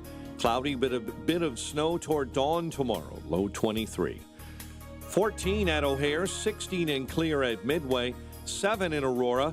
3 in Waukegan. 8 at DuPage Airport. 1 below this morning in Kankakee. Your next news update is at 7. Chicago's Morning Answer continues next on AM 560. The Answer. Now, from the Signature Bank Studios. If you're looking for the latest news, insight into what it means, and the sharpest opinion, there's only one station in Chicago where you can turn, and it's this one. We're AM 560. The Answer. Top of the morning, Dan and Amy. So we're doing a Trump redux with some of his pronouncements in the direction of Canada, Greenland, the Panama Canal, the Gulf of Mexico. Trump, taking questions from reporters, restated his position on the canal that he's been discussing for, the better part of the last 4 weeks. No, I can't assure you on either of those two, but I can say this. We need them for economic security. The Panama Canal was built for our military. I'm not going to commit to that now. It might be that you'll have to do something. Look, the Panama Canal is vital to our country. It's being operated by China. And we gave the Panama Canal to Panama. We didn't give it to China. And they've abused it. They've abused that gift. It should have never been made, by the way. Giving the Panama Canal is why Jimmy Carter lost the election, in my opinion, more so maybe than the hostages. The hostages were a big deal. But if you remember, and nobody wants to talk about the Panama Canal now because, it's inappropriate, I guess, but because it's a bad part of the Carter legacy. But he was a good man. Look, he was a good man. I knew him a little bit, and he was a very fine person, but that was a big mistake. Giving the Panama Canal to Panama was a very big mistake. We lost 38,000 people. It cost us the equivalent of $1 trillion, maybe more than that. Probably the most expensive, they say it was the most expensive structure, if we call it a structure, which I guess you can, ever built. And giving that away was a horrible thing. And I believe that's why Jimmy Carter lost the election, even more so than the hostages. Those two things. Well, the hostages, how about the malaise of the Carter years? That was probably the overriding factor in 80, I should say. But setting aside his interpretation of the 1980 presidential results, the Panama Canal, as we talked about before, we talked about with Steve Bucci from the Heritage Foundation, a lot of this is directed at, the saber-rattling is directed at China in part, although they're not formally managing the canal or controlling the canal, but the Hong Kong company that controls the port. Trump has talked more specifically before about our military access and the canal fees, both for public and private. Probably going in that direction, probably not doing a Falkland Islands play here. But, of course, you have D.C. press corps hair on fire of their own volition with the idea that we're going to go to war over Trump's perspective on the Panama Canal or Greenland. Although my most, or Canada, which is just complete trolling, but the most important announcement to me personally. What? Oh, yeah, this is because it hits home for you. Well, right. So my house in Naples is on a finger channel that leads right out to the Gulf of America. And if I could call it the Gulf of America, I'd probably bump my property value another 20%. We're going to be changing the name of the Gulf of Mexico to the Gulf of America, which has a beautiful ring that covers a lot of territory. The Gulf of America, what a beautiful name. And it's appropriate. It's appropriate. So that's not trolling at all, right? I mean, he really, Democrats change the name of things all the time. Columbus Day, now Indigenous Peoples Day. Lakeshore Drive is now DuSable Lakeshore Drive. I mean, it's been done. Yeah, I thought the funniest response was from Mexican President Sheinbaum saying, what? Well, we'll rename America, Mexican America. And she went back to make her case historically. And she said the Gulf of Mexico has been established, and it's a recognized name by the UN. Oh, the UN! Oh, isn't that darling? For more on this and other matters, please be joined by Wisconsin Senator, Republican Ron Johnson. Senator Johnson, thanks for joining us. Appreciate it. Morning, guys. Hope you're doing well. I'm doing better now that that Gulf of Mexico could be the Gulf of America right in my backyard. That is a positive development. But your serious take on some of these matters that are generating all of this heat? Well, first of all, I think President Trump is just laying out how vital the Panama Canal and, quite honestly, Greenland could be to our national security. As you see Russia and China move to try and dominate the Arctic, we have very important national security interests in making sure that they don't control that. Right. Same thing with the Panama Canal. I mean, that was one of the stupidest moves by an American president to give the Panama Canal away. So I mean, President Trump's absolutely right on that. I will say, of any president in my lifetime, I think President Trump was and is the most unlikely to get us into another war. This I'm sure is kind of his art of the deal. I do not fear Trump moving us into endless or useless wars. I think he's a very anti-war individual, and that's one of the reasons I support him. The story I tell is the one when I ran down one of our drones and everybody was beating the drums of war. You have to retaliate. It was President Trump who, just right on the brink of retaliating, said, "Hey, how much did that drone cost?" I think it's a couple $1 million. He said, "How many people are going to lose their lives? A few hundred." Yeah, I don't think that is worth the loss of that kind of life. And he pulled them back. Again, that's who he is. He does not want wars. So, again, if people haven't figured this out about Trump, is he'll bang the table, he'll bluster, but it's kind of who he is in terms of how he goes about bargaining and getting what he wants. Well, right, and on Greenland, just to put a fine point on it, you mentioned it with respect to it's an independent territory of Denmark, and it is mineral rich, and we do have concerns about Russia and China and influence in the Arctic, as you said, and the reaction to Trump's rattling the cage of the Danes is that Frederick X is devoting more security resources to Greenland. Now, if we can cut the deal that William Seward wanted to cut and acquire Greenland, okay. But if we can't, at least we have, very much like NATO, with him rattling the cage of NATO, hey, you got to pay your fair share. We have Denmark starting to pay a little bit more attention, as they should. Yeah, precisely. So again, President Trump is absolutely correct in pointing out these are some regions of vital American national interest. This has been our sphere of influence. Look what China's doing in the South China Sea. Look at what Russia's doing. So again, rather than continue to be in decline, which is what America has been under Joe Biden, again, we're trying to build America back up again, protect our vital interests. That's not a bad thing. And on Canada, the Wall Street Journal says, he's all this 51st state business and so forth. He's jeopardizing Poilievre and the Conservatives' electoral prospects.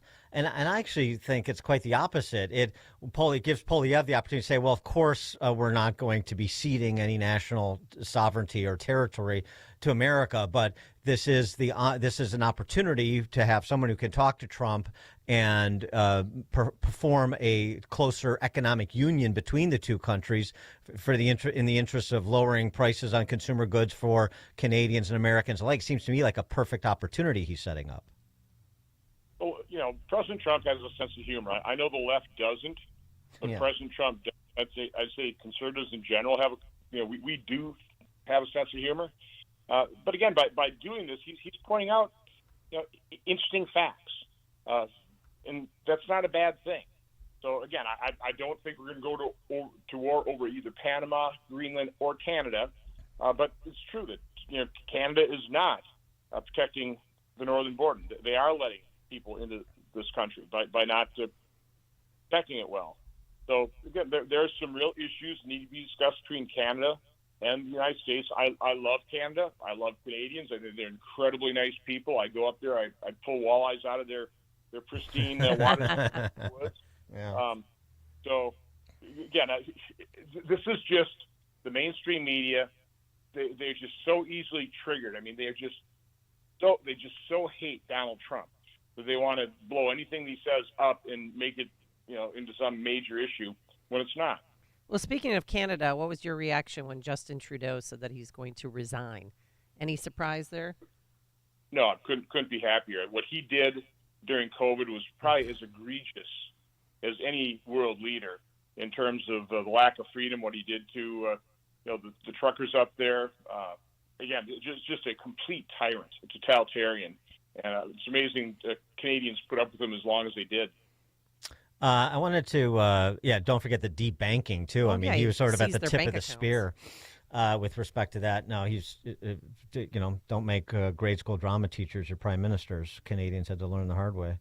The piece you wrote in the Wall Street Journal around the turn of the calendar about spending and the desire that you have to go back to pre-pandemic spending levels adjusted for population growth and inflation, sort of a Tabor in reverse, if you will. But the prospect of spending restraint, particularly in the House, given the slim majority, how optimistic are you that there can be real reductions in the size and speed of the spend? At this moment, I'm quite optimistic because my concept is really gaining traction. We had a good meeting last night with I won't say who's, but I mean, we had chairman of Senate committees, we had key members of the House, and they're basically embracing the concept, which is first and foremost understanding how much the federal government spends. I found that out 3 years ago, and I asked my colleagues, anybody know how much we spent last year in total? And nobody raised their hands. I went up to the Washington Press. Anybody know? I said, well, it was over $1 trillion. No, that's just discretionary. I mean, in total. The answer was $6.5 trillion. And so, first of all, Americans and people here in Washington have to understand that we went from $4.4 trillion of spending in 2019, $4.4 trillion to $6.6 the next year during the pandemic. We've averaged for the last 5 years $6.5 trillion. This year, President Biden, his budget was for $7.3. This is absurd. We're 50% higher than we were just 5 years ago. The analogy I use is, let's say you have a family, somebody gets sick, the family makes $100,000, but now they have to spend an additional $50,000 on medical bills. Person gets well, the next year, wouldn't you just go back to a $100,000 budget? No, the federal government, we're continuing to spend $150,000 and borrowing all the money. So again, only the federal government. States have to balance their budget. Families have to balance their budget. Businesses have to balance their budget. Only the federal government doesn't feel like it has to. So we are on this massive spending spree, further mortgaging our children's future. So it's just common sense. So I've laid out a couple scenarios. If we go back, for example, in 1898, which is the first year we had a surplus since before 1969, and just increase spending by inflation and population, leave in place Biden's Social Security, Medicare, and interest budgets, we'd be spending $5.5 trillion this year. We'd have a balanced budget. Now, I don't think we spent too little under Bill Clinton in 1998. If you do it with Obama in 2014, we'd be spending $6.2 trillion. It's kind of like take your pick, but we have to reduce the baseline spending level to some pre-pandemic level or some pre-pandemic year and put this nation back on a sustainable course. Federal government this year will consume about 25% of our GDP. That's historically very high. You know, we've been spending probably 20-21% for decades. We need to get to at least 20-21%. What's the Senate Republican caucus's real view of DOGE? I assume it's probably uneven, considering you had 20 senators vote for Biden's infrastructure bill, 20 Republican senators. So, but you know, is DOGE really going to be an ally in this fight to restrain spending, or is it going to be an ally of some and not other members of the caucus? Well, so I hope everybody's intrigued. I certainly am. I read Walter Isaacson's book on Elon, and you know, the guy is obviously an engineer genius. I loved his concept of the idiot index. You know, take a look at the raw materials of a product. You know, what's the final cost, and the differences. You know, shows you how much you're being overcharged, or what you can really do in terms of cost cutting. So, I mean, they're obviously highly talented individuals. They're going to come up against the realities of what we actually can do in government. But again, from my standpoint, what I'm trying to drive is a budget process where we actually agree on, okay, we're not going to spend any more than X. And I'm thinking somewhere in the $5.5 to $6 billion level versus the over $7 trillion we're spending now. So establish that baseline, and then ask the committees, figure out how to prioritize spending underneath that. Use Elon and Vivek in terms of their ideas, in terms of how you can shrink government, how you can become more efficient. So I just view them as just a really great consulting firm. But again, unfortunately, we're going to have to live within the constraints of what laws we've already passed in terms of what we can do. But I think most people are very intrigued and very open to what they're going to come up with. Wisconsin Republican Senator Ron Johnson. Senator Johnson, thank you as always for your time. Appreciate it. Have a great day. Thank you. And he joined us on our turnkey.pro answer line. There's only one radio show in Chicago talking about today's biggest stories and telling you what they really mean. That show is this one, Chicago's Morning Answer on AM 560, The Answer. Balance of Nature's fruits and veggies supplements, changing the world one life at a time. You know, balance of nature is becoming pretty important out there to a lot of people. And when I first started, I was really impressed. I'm a healthcare professional, trained as a pharmacist. So anything that's natural I like. And so it made a lot of sense. Happy New Year! Start the year right and get big savings on Balance of Nature supplements with our limited time New Year's deal. Call 1-800-246-8751 or go to balanceofnature.com and sign up as a new preferred customer to get 35% off your first preferred set, plus a free fiber and spice supplement with free shipping and our money-back guarantee. Go to balanceofnature.com or call 1-800-246-8751 and get this exclusive New Year's offer by using discount code CHICAGO. When I hear realtors boast about servicing a 3-county area or selling a home every 15 minutes, I think, what level of service could their clients possibly be getting? This is Chris Jacobs with Century 21 affiliated in Inverness, and my message is a little bit different. If being a realtor for more than 20 years has taught me one thing, it's that all real estate is local. While I can't say I'm the #1 realtor in the country, I can tell you that over the past 10 years, I've sold more homes in Inverness than anyone else. My team specializes in Inverness, Palatine, and Arlington Heights. We pride ourselves on providing our clients exceptional customer service and local market knowledge. So if you're selling your home or looking to purchase a property in our area, then call me, Chris Jacobs, at 847-401-4859. That's 847-401-4859. Or visit us at chrisjacobshomes.com. Each office independently owned and operated, an equal housing opportunity.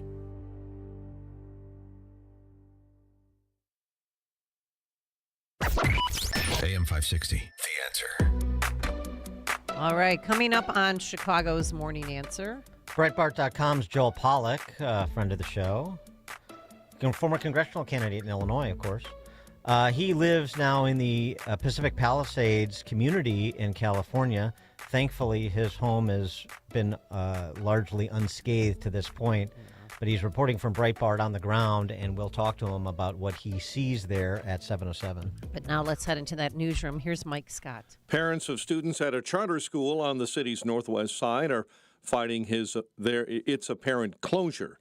Highland Park July 4 parade shooting suspect will appear in a Lake County courtroom today. Mike Madigan on the witness stand in day 2 of testimony at the Dirksen Federal Building.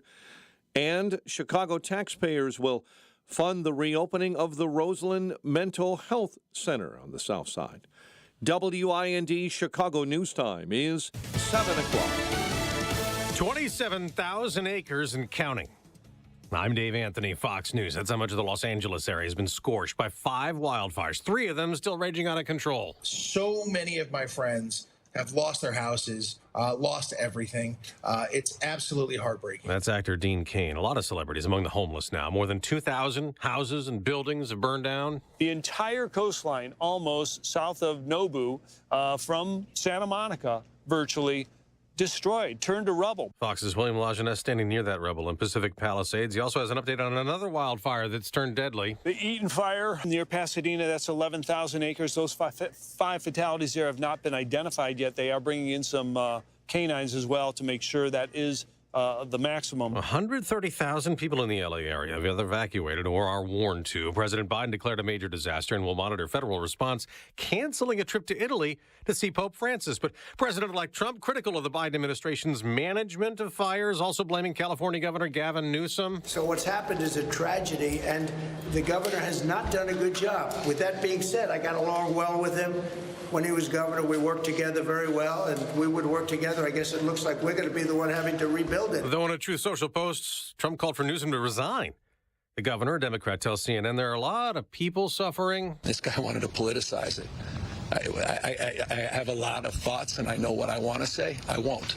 Trump made his comments at the U.S. Capitol after meeting with Republican senators on a plan for his agenda, maybe all in one big bill. But Fox's Lucas Tomlinson reports. Now, some of them have been advocating for a smaller bill to begin the 119th Congress, focusing on bolstering the border, tackling illegal immigration.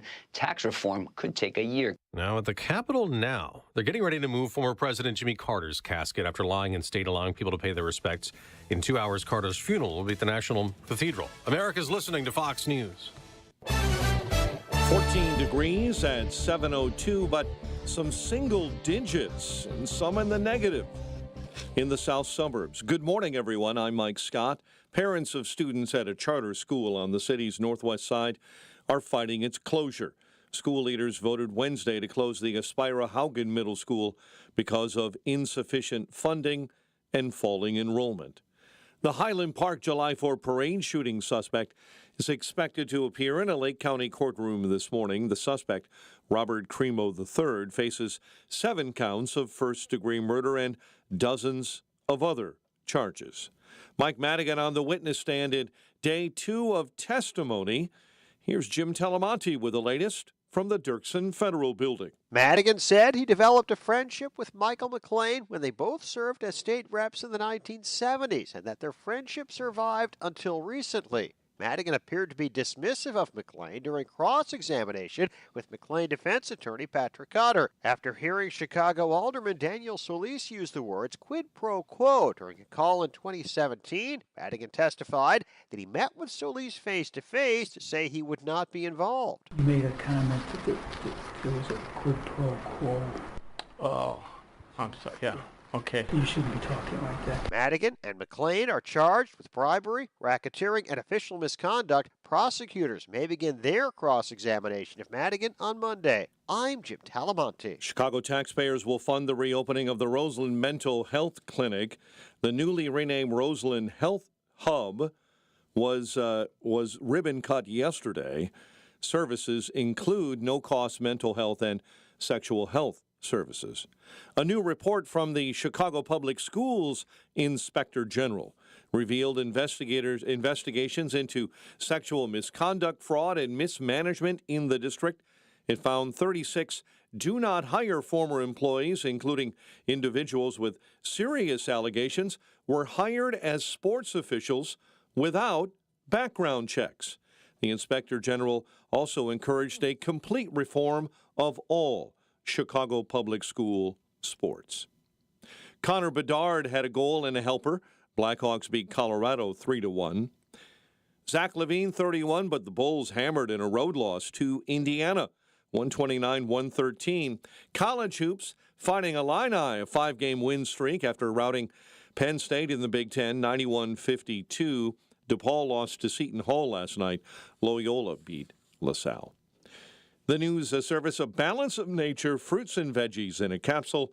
Save 35% off your first preferred order with promo code Chicago. Order online at balanceofnature.com. Hurry, offer ends soon. A check of traffic and weather on the way next on AM 560. Larry Elder says the cover-up has happened for years. Big, long article in the Wall Street Journal and in the New York Times. You can eliminate the Wall Street Journal, but you can't eliminate the New York Times if you're on the left. All saying the same thing. From day one, his staffers covered up for him. As we were told, anybody that raises questions about Biden's declining mental abilities is engaging in right-wing conspiracy theories. The Larry Elder Show, weeknights at 8, right before Sean Hannity at 10 on AM 560. The Answer. Did the Protestant Reformation suffer a premature death? Absolutely, argues the riveting book, Reviving the Reformation by Dr. Daniel Lang. The book of Acts chapter 21 verse 20 reports that myriads or tens of thousands of Jewish believers dwelled in Jerusalem, and they were all zealous for the Torah. Their leaders were guiding the early Messianic faith. 40 years after the death of Jesus, however, the Jews revolted against Rome. This rebellion caused a Roman hammer to crush Israel, destroying the temple and Jerusalem. Following this devastation, the leadership of the Jerusalem church fell into other hands. Reviving the Reformation recovers the lost first-century Messianic faith. It answers the most difficult questions that some dare not ask about traditional Christianity. Buy Reviving the Reformation on Amazon. For a deep discount, purchase the book securely from the author at revivingthereformation.com. That's revivingthereformation.com. And like Reviving the Reformation on Facebook. With biblical faith fading fast in Western culture, now is the time to restore the truth by reviving the Reformation. When a woman experiences an unplanned pregnancy, she often feels alone and afraid. So many times her first response is to seek out an abortion. But because of the generosity of listeners like you, that search may lead her to a preborn network clinic where she'll choose life, not just for her baby, but for herself. Preborn offers God's love and compassion to hurting women and then provides a free ultrasound to introduce them to the life growing inside them. This combination brings the ultimate miracle of life to life, which is why Preborn saves 200 babies every single day. That changed my life. Just from that ultrasound picture, I'm going to keep my baby, and I'm going to keep growing, and I'm going to be a great mom. Your tax-deductible donation of $28 sponsors one ultrasound. And now through a match, your gift is doubled, saving twice as many babies. How many babies can you save? Please donate. Just dial pound 250, say the keyword baby. Pound 250, keyword baby, or go to preborn.com/Beck. Preborn.com/Beck. Sponsored by Preborn. Balance of Nature supplements, changing the world one life at a time. I take it because it makes me feel good. I mean, so that's why I take it. My husband is over the moon about it, so I'm reordering. I feel better. He's been on it for 8 months, if not longer. He took it for a while, for like 3 or 4 months, and then he stopped taking it. And then once he stopped taking it, he's like, I need that back again. So we started doing it again. But I'm telling you what, it's amazing stuff. It truly, truly is. Happy New Year! Start the year right and get big savings on Balance of Nature supplements with our limited time New Year's deal. Go to balanceofnature.com and sign up as a new preferred customer to get 35% off your first preferred set, plus a free fiber and spice supplement with free shipping and our money-back guarantee. Go to balanceofnature.com or call 1-800-246-8751 and get this exclusive New Year's offer by using discount code CHICAGO. 7:08. Let's get an update on the roads. Team Hochberg Traffic Center time, a service of Quick Delivery Service. Visit quickdelivery.com when you need same-day delivery of your routes. Ground delivery when you need it from safe, licensed professionals. Go to quickdelivery.com now to schedule your delivery. Southwest Side Chicago Lawn neighborhood, major structure fire this morning. 63rd East and westbound between Whipple and Sacramento is shut down. Fox Lake, report of an accident. US 12 in Grand, Westmont an accident. Route 83 and Ogden. On the expressways, the Ike this morning showing delays between Manheim and Western and the Stevenson jamming up Harlem to Central. Chicago's Morning Answer with Dan and Amy continues next. Now, your official Chicagoland weather forecast with Steve Williams. A bit of sun to start, partly cloudy later on, high today 29. Clouds and a bit of snow tonight in the overnight, little or no accumulation, low 23. Clouds and a bit of snow tomorrow into the early afternoon, maybe an inch, the high 30. I'm Steve Williams on AM 560, The Answer. 14 at O'Hare, 7 in Aurora, 3 in Waukegan, and -1 this morning in Kankakee. Your next news update, 7:30. Chicago's Morning Answer continues next on AM 560, The Answer. Now, from the Signature Bank Studios, this is Chicago's Morning Answer with Dan Proft and Amy Jacobson on AM 560, The Answer.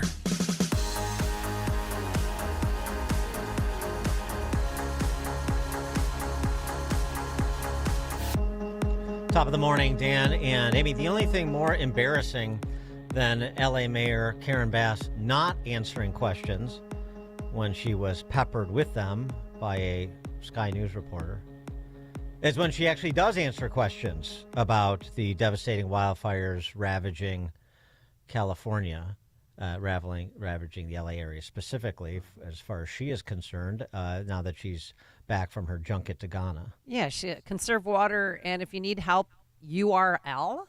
So if you receive an evacuation order, please leave immediately. If you receive a warning, get ready. Protect yourself and protect each other. And don't divert firefighters from our strategy. Signals are out and the roads have debris. So stay off the roads unless you are evacuating or have another emergency. Be prepared, food, water, medicine, a bag packed and ready. Again, this is an active situation. And conserve water to the extent that you can. We want to make sure that we are ready if we need more water. But make no mistake, Los Angeles will rebuild stronger than ever. Right now, if you need help, emergency information, resources, and shelter is available. All of this can be found at URL. I think lacounty.gov/emergency is what she should have said, and she never corrected herself, nor did anybody else. I think the staff. URL is ursol.org. That's their leadership there? Whew. Well, and just to put a human face on the devastation there, I mean, I know it's hard for some people, particularly if they don't agree with him politically, to have much sympathy for James Woods because he's a famous rich guy. But you know what? He's also a 77-year-old dude who has a home that he and his wife just finished and is enjoying his, golden years there. And he just lost everything. And that transcends your income bracket, if you will, your net worth.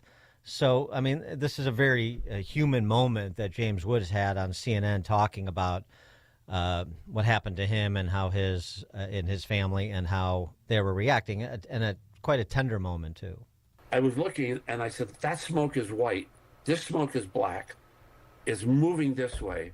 We've got to go that way because white smoke means that they got the fire out, at least, the major part of it. And we'll be out of the way of the congestion. And as soon as we got down the hill, we finally got into the Sunset congestion. It's 9 miles to Beverly Hills. It takes us usually about 25 minutes. Took 2.5 hours. And you have to understand, somebody didn't charge their car, their electric car, didn't put gas in their gasoline car, and now they're on Sunset. Oh, I got to abandon my car, and now the fire trucks can't get through, and now people can't walk. When we couldn't get our garage door open because the wind was blocking, because our door goes up like this, I said, oh my God, we're up in the hills here. And we got to walk out? I can't walk. I'm 77 years old, man. I can't walk up these hills. It's like Mount Everest there. It's like, pretty steep. So, it's just, I posted this on X, but Sarah was on with her 8-year-old niece last night. And she came out. I'm sorry. Just, one day you're swimming in the pool and the next day it's all gone. But she came out with her little Yeti piggy bank for us to rebuild our house. Oh. That is so sweet. Joel Pollack joins us now. He is, like James Woods, a Pacific Palisades resident by way of Skokie, by way of Johannesburg, if I'm remembering correctly. Joel Pollack is Breitbart News senior editor, author of The Agenda, What Trump Should Do in His First 100 Days. Joel, thanks for joining us. Appreciate it. Good morning. Saw from your posts on X that thankfully your house has largely been spared to this point, correct?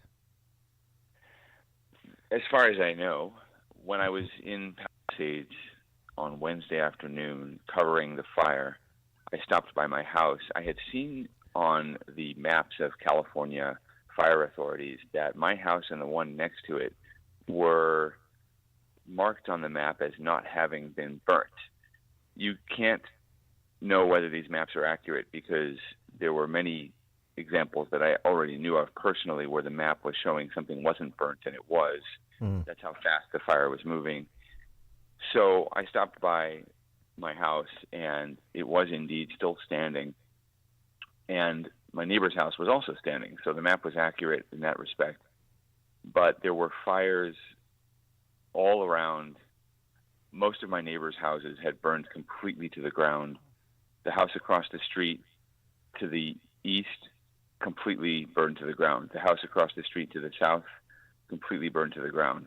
The house across the corner completely destroyed. Nothing left except a hedge or two, chimney stacks. It looks like a bomb hit the city, and there's just nothing anybody could have done to save the neighborhood once it started burning like that. And it was still burning. I mean, I couldn't go down the street to check on my neighbors' homes because it was so dangerous. 3 houses in, there was a house burning as if it were an inferno, just flames everywhere. And there was nothing to do except to check on my house. The water was out. I don't know exactly why, but it hadn't always been out. And one of the most remarkable things I found was that my garden hose had stretched across my garden. Some neighbor or firefighter had turned on my hose and had evidently hosed down a fire at my fence. The fence, which is made of vinyl, melted, but I could see that the hose had been used to put out the fire. So an anonymous neighbor or firefighter had saved my house, and there were still fires burning on the perimeter. The wind was changing directions. It was still very strong.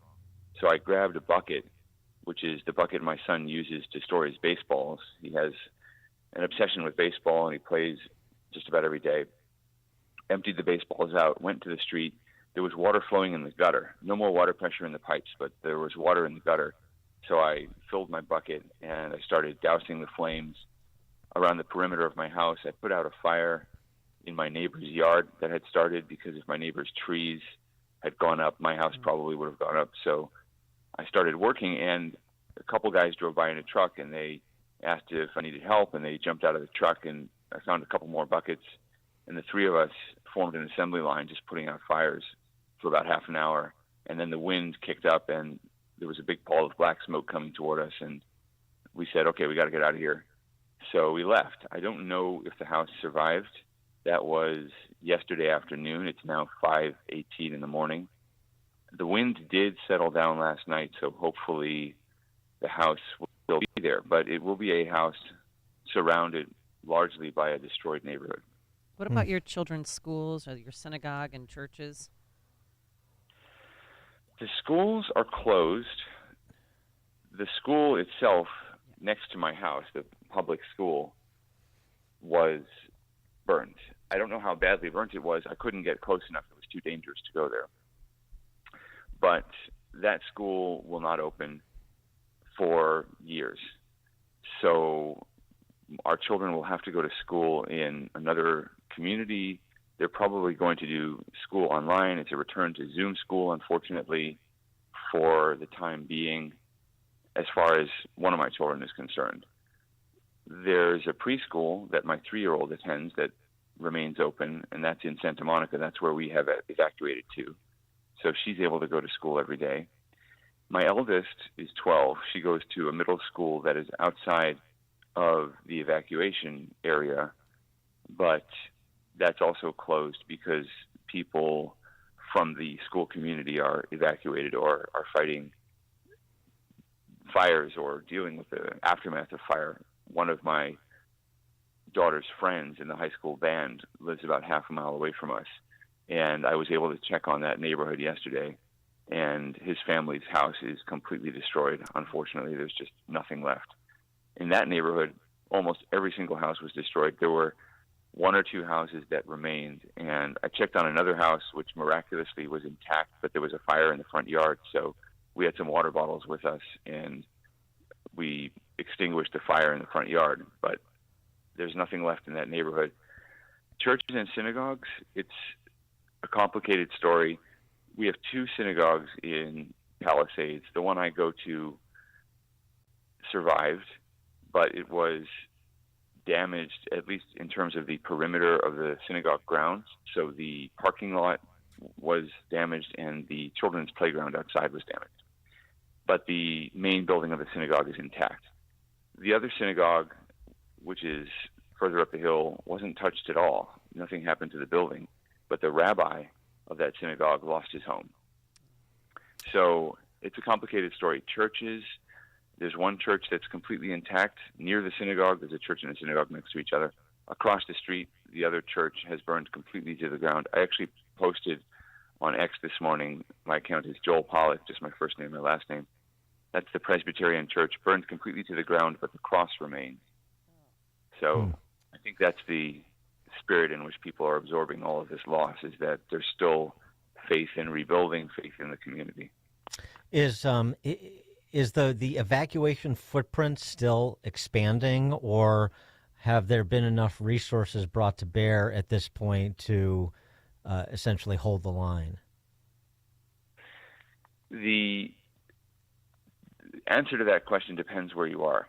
Yesterday here in Santa Monica, they expanded the evacuation zone close to where we had actually evacuated to, and then they pulled back and they canceled the evacuation for part of that area. So they're focusing now on certain areas, at least in Santa Monica, which is near the Palisades fire.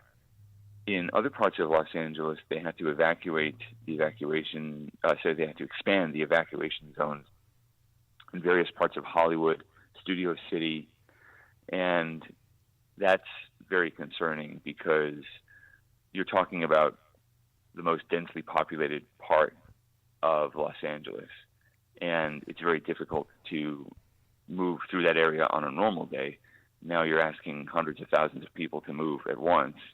Very, very difficult. I do think that they'll manage to protect those areas, mostly because the wind has died down, so it's not picking up the fire quite as easily, and also because I think it is easier for fire trucks to move through streets than it is up hillsides.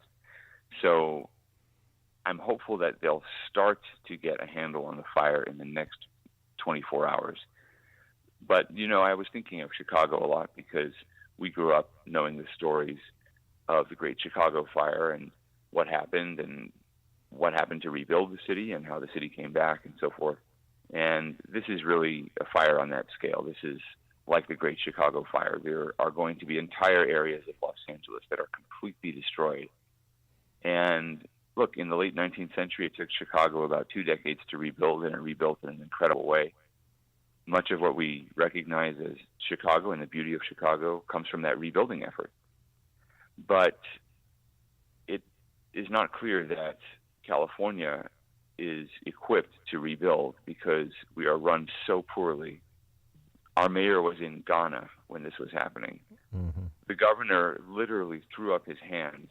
If you don't have that clip, you should play it. It's amazing. The governor threw up his hands and said local people are going to have to figure out how to get water. Yeah. Mm-hmm. It's a local problem. That's what he said. I don't want to politicize this more than it needs to be. But the last election was in 2022, and the mayor ran on the platform that she was the pro-choice Democrat in the race. She ran on abortion. The other guy, Rick Caruso, who's a private property developer, ran on the idea that he was a businessman who knew how to get things done.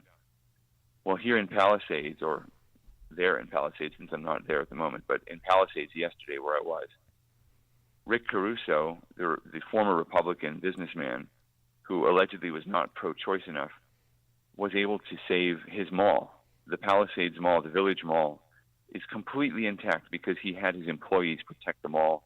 They had fire suppression. They worked to save what they were in charge of. And everything around the mall, everything that the mayor of the city was in charge of, everything that Karen Bass was in charge of, has burnt down. And that tells you about the choice that was given to voters in 2022. Ironically, Palisades voted overwhelmingly for Rick Caruso 2 years ago. So when people say things like, well, California voted for this, the part of California that was destroyed, at least initially, now unfortunately that destruction is spreading, but part of the city of LA that was destroyed first and worst, voted for the opposition, voted for better management, didn't get it from the person who won the election. So there needs to be a sea change in governance in Los Angeles and California. And in every big city in America, basically. But that juxtaposition of Caruso's Mall versus the rest of the city is really illustrative. Joel Pollak, Breitbart News senior editor-at-large, author of The Agenda, What Trump Should Do in His First 100 Days. Joel, thanks so much for joining us and giving us the on the ground, and obviously best of luck with your situation, your home, your kids' schooling, and all that. Thank you. Thank you so much. And he joined us on our turnkey.pro answer line. This is the morning show more Chicago radio listeners are choosing. This is Chicago's Morning Answer on AM 560. The Answer. Wow. Are you buying or are you selling? As this is being written, silver is up more than 50% in just the past 8 months. And gold is the highest it's ever been. Whether you are just getting into the metals, want to roll your IRA into silver or gold, or want to take some profits off the table, Fox Valley Coins is ready, willing, and able to help. Even though Fox Valley Coins is a national dealer, they're family-owned and in your own backyard. Fox Valley Coins in Naperville almost always has the product you want in stock and pretty much always has the best pricing when you buy or sell. Buying or selling is easy. Bring your items in. We'll establish the price and pay you cash or check on the spot. Why wait to move your assets around? Did you know that Fox Valley Coins has sold over 3,000 1-ounce silver Donald Trump coins? We have several designs, but they're going fast. Fox Valley Coins on Route 59 in Naperville. Family-owned integrity since 1981.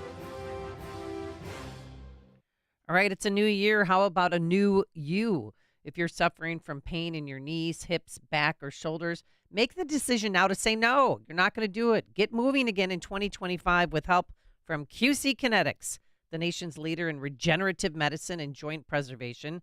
They're right here in the Chicago area under the leadership of medical director Dr. Ashley Caravelli.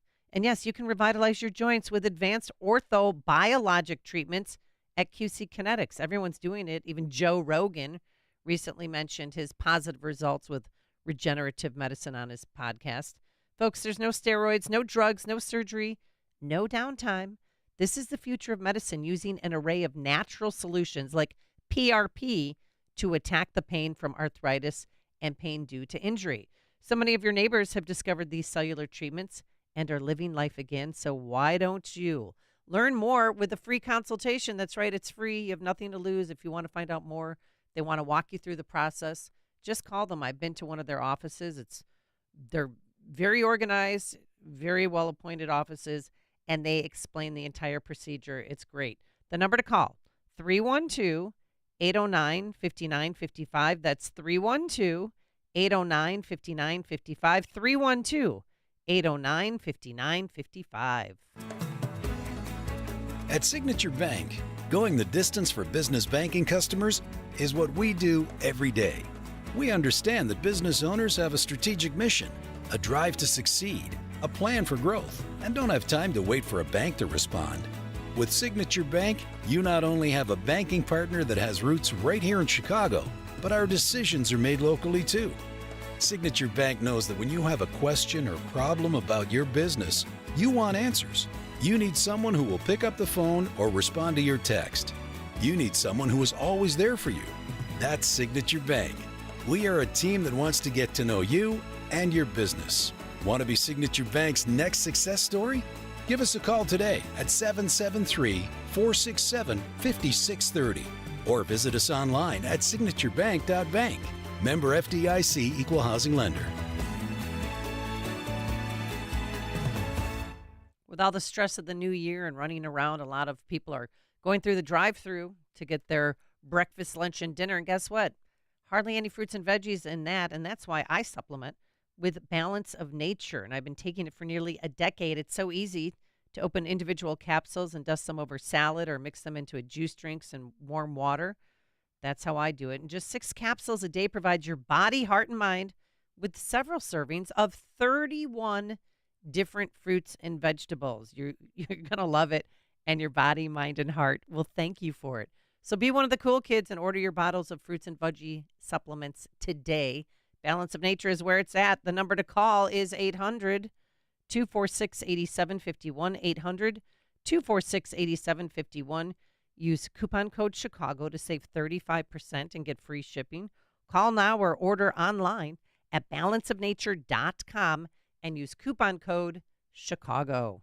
What's on your wrist, Ben? A watch. The other wrist. Oh, I'm handcuffed to a briefcase containing secret plans. Why? We can't let these secret plans fall into the wrong hands. What secret plans? This briefcase contains the specifications for the mother of all Penny Mustard bedroom collections. The Colonial bedroom? Quiet, Nicole. It's no secret the Colonial bedroom is gorgeous. American made with solid wood and forever tight bed brackets. And the drawer bottom's strong enough to stand on. Will you please keep it down? In Penny Mustard's 3-decade existence, there's never been a bedroom more carefully constructed than the Colonial collection. Precisely why these trade secrets need to stay under wraps. Heck no. We need to tell the world about the Colonial bedroom. You'd make a terrible spy, Arvid. The Colonial bedroom, starting at just $248 a month with only 1 penny down and no interest till January of 2028 through January 5th at Penny Mustard. 7 locations throughout Chicagoland. PennyMustard.com. Penny Mustard Furnishing. Wesley is a truck driver. I drive a truck, and I love what I do. A truck driver with IRS troubles. They told me I owed them $43,000. It got really bad. Quite a few letters in the mail. They were talking about wage garnishment, coming after my house, my car. Yeah, they don't play around. I seriously thought that I was going to lose everything. One sleepless night, Wesley finally made a call to Optima Tax Relief at 2 a.m. Kind of figured I'd get a machine, but I didn't. I actually got to talk to an actual person in the middle of the night. He found just what he was looking for. Oh, they were great people. You need a team of people that know what they're doing. Optima Tax, they know what they're doing. Optima Tax Relief came through with flying colors. I saved an incredible amount of money. Happy don't even come close. I was absolutely overjoyed. Take Wesley's advice. If you're in any kind of trouble with the IRS, call Optima Tax Relief. Don't trust anybody else. Call Optima for a free consultation. Call 800-965-1433. 800-965-1433. 800-965-1433. Optima Tax Relief. Some restrictions apply. For complete details, please visit OptimaTaxRelief.com. AM 560. The Answer. All right, coming up on Chicago's Morning Answer. Lawfare, the left's lawfare is for the locals as well. My decade-long defamation suit filed against me, I was the defendant, by former state legislator Scott Drury came to an end over the holidays. We'll discuss the policy implications of this case at 7:37. But first, can't wait to hear that story. But we're going to stop in the newsroom first. Here's Mike Scott. 7:33. 5 are dead. The Eaton fire roaring through residential neighborhoods east of downtown Los Angeles. Wildfire has burned over 10,000 acres, including parts of Altadena and Pasadena. Nick Labaniati saying he and his friends saved his home simply by hiking up trails with buckets of water. It's what a blessing we got up here in time. The emotions, especially that my best friends came with me. Heroes, in my opinion, to me. The fire started Tuesday night. It has since destroyed or damaged more than 1,000 structures. Los Angeles Mayor Karen Bass. I can report to you that the Woodley fire, however, in the Sepulveda Basin is under control. I can also report that finally air operations have resumed. Meantime, Palisades fire in West L.A. has burned over 17,000 acres. This morning, 10 Navy helicopters are joining the effort. President Biden is canceling his trip to Italy this week in response to the devastating fires in L.A. It's going to take time. We're in it. The federal government is here to stay as long as you need us and everything you need. Biden in Los Angeles Wednesday, where he met with police and fire. Today is a national day of mourning for the late Jimmy Carter. Former President Jimmy Carter's casket will be escorted away from Capitol Hill and taken to Washington National Cathedral for a funeral honoring the nation's 39th president. President-elect Trump, President Biden, and a number of former presidents and first ladies are expected to attend. Carter will then be taken to Plains, Georgia, for a ceremony at the Baptist Church where he taught Sunday school before he's buried alongside his wife and former First Lady Rosalind Carter. Carter was the nation's oldest living former president and the first to reach 100 years old. In Washington, Ryan Schmelz, Fox News. Parents of students at a charter school on Chicago's northwest side are fighting its closure. School leaders voted Wednesday to close the Aspira Haugen Middle School. Enrollment was once as high as 800, but has recently fallen to 83. The Highland Park July 4 parade shooting suspect is expected to appear in Lake County Court this morning. The suspect, Robert Cremo III, is facing 7 counts of first-degree murder and dozens of other charges. Chicago sports, Connor Bedard, a goal and a helper, as the Blackhawks beat Colorado 3-1. Zach Levine 31, but the Bulls were hammered in a road loss in Indiana 129-113. College hoops, the Fighting Illini on a 5-game Big Ten winning streak following a rout at Penn State at Assembly Hall 91-52. Illinois actually 4-1 in Big Ten play. They host USC on Saturday. The news service of Balance of Nature, fruits and veggies in a capsule. Order online at balanceofnature.com. Use coupon code Chicago. Hurry, offer ends soon. A check of traffic and weather on the way next on AM 560. We've started a new year. There's a buzz in the air. With the new incoming administration, what expectations do you have? Will we see a turnaround in the economy? Will inflation come down? And is there a way to stop the chaos on our southern border? Yeah, 2025 comes with some big expectations. And we're here to keep track of the goals. Here's to a great new year together. AM 560, The Answer.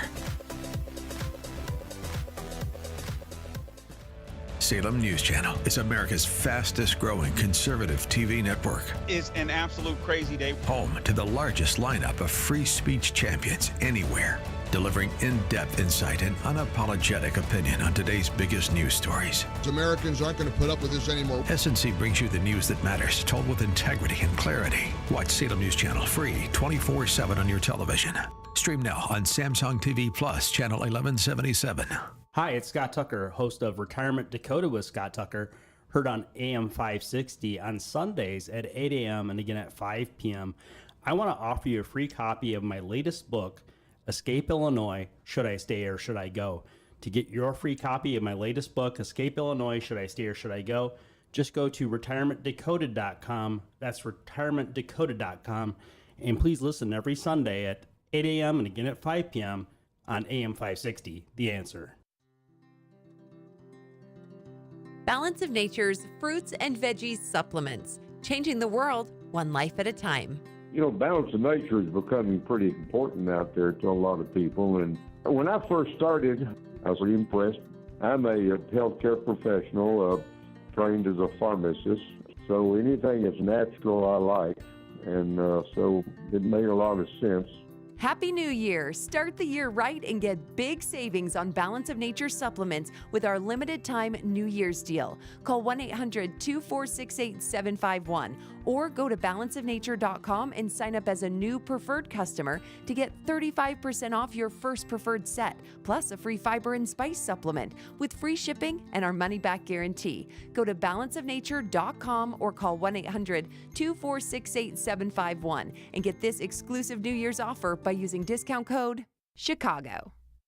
If you're self-employed and purchase your own health insurance, I have some great news. From now until January 15th, the health insurance exchanges are open again. And even if you've never qualified for a health insurance subsidy before, you most likely will now. The American Rescue Plan expanded subsidy eligibility to millions of Americans who have never qualified before, even to those with high income levels. And this year, you can purchase a PPO policy, which includes access to Northwestern Medical Group. Employers who provide small group coverage also have new options, and so do seniors looking for Medicare supplement coverage. Call me. I can help. If you're tired of calling a bureaucrat at an 800 number to help you navigate Obamacare, then you need a local expert on your side. C. Stephen Tucker from HealthInsuranceMentors.com is someone I know and trust.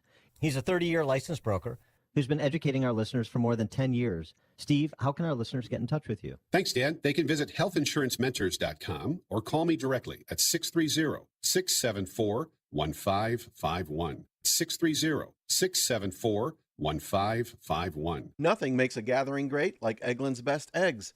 They're just so delicious with better nutrition, too. For us, it's eggs any style, as long as they're the best. Eggland's Best. 740 Team Hochberg Traffic Center time. And this update is service of Papa Nicholas Coffee, a Chicagoland tradition for over 5 generations. Choose Papa Nicholas Coffee because great coffee is a family tradition. Online, papanicholas.com. Heavy and slow on the Kennedy. Right now, about 80 minutes, an hour 20 O'Hare into the Burns Circle interchange. The Ike inbound, an hour 6 into the old post office. Stevenson right now into Lakeshore Drive from I-355 is a 50-minute commute. On the Dan Ryan, 25 minutes, 95th into the Burns Circle interchange. Jane Addams vehicle fire blocking 2 left-hand lanes. Eastbound side of I-90 at Tyrell Road.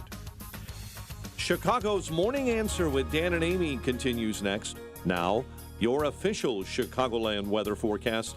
Sunny to partly cloudy and a high of 29. Clear and 14 at O'Hare. Your next news update is at 8. Chicago's Morning Answer continues next on AM 560, The Answer.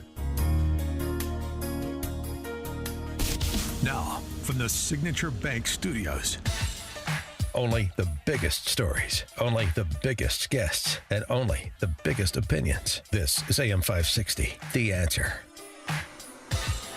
Top of the morning, Dan and Amy. Well, on the eve of Trump scheduled to be sentenced in that New York City hush money case, we'll see if the Supreme Court intervenes in the 11th hour. Talk to Will Chamberlain about that at the top of the 8 o'clock hour. Local lawfare. Yeah, what's going on? So, this lawfare that has gained some prominence because of the persecutions of Trump masquerading as prosecutions, both at the federal and state levels. More people are paying attention to it, finally.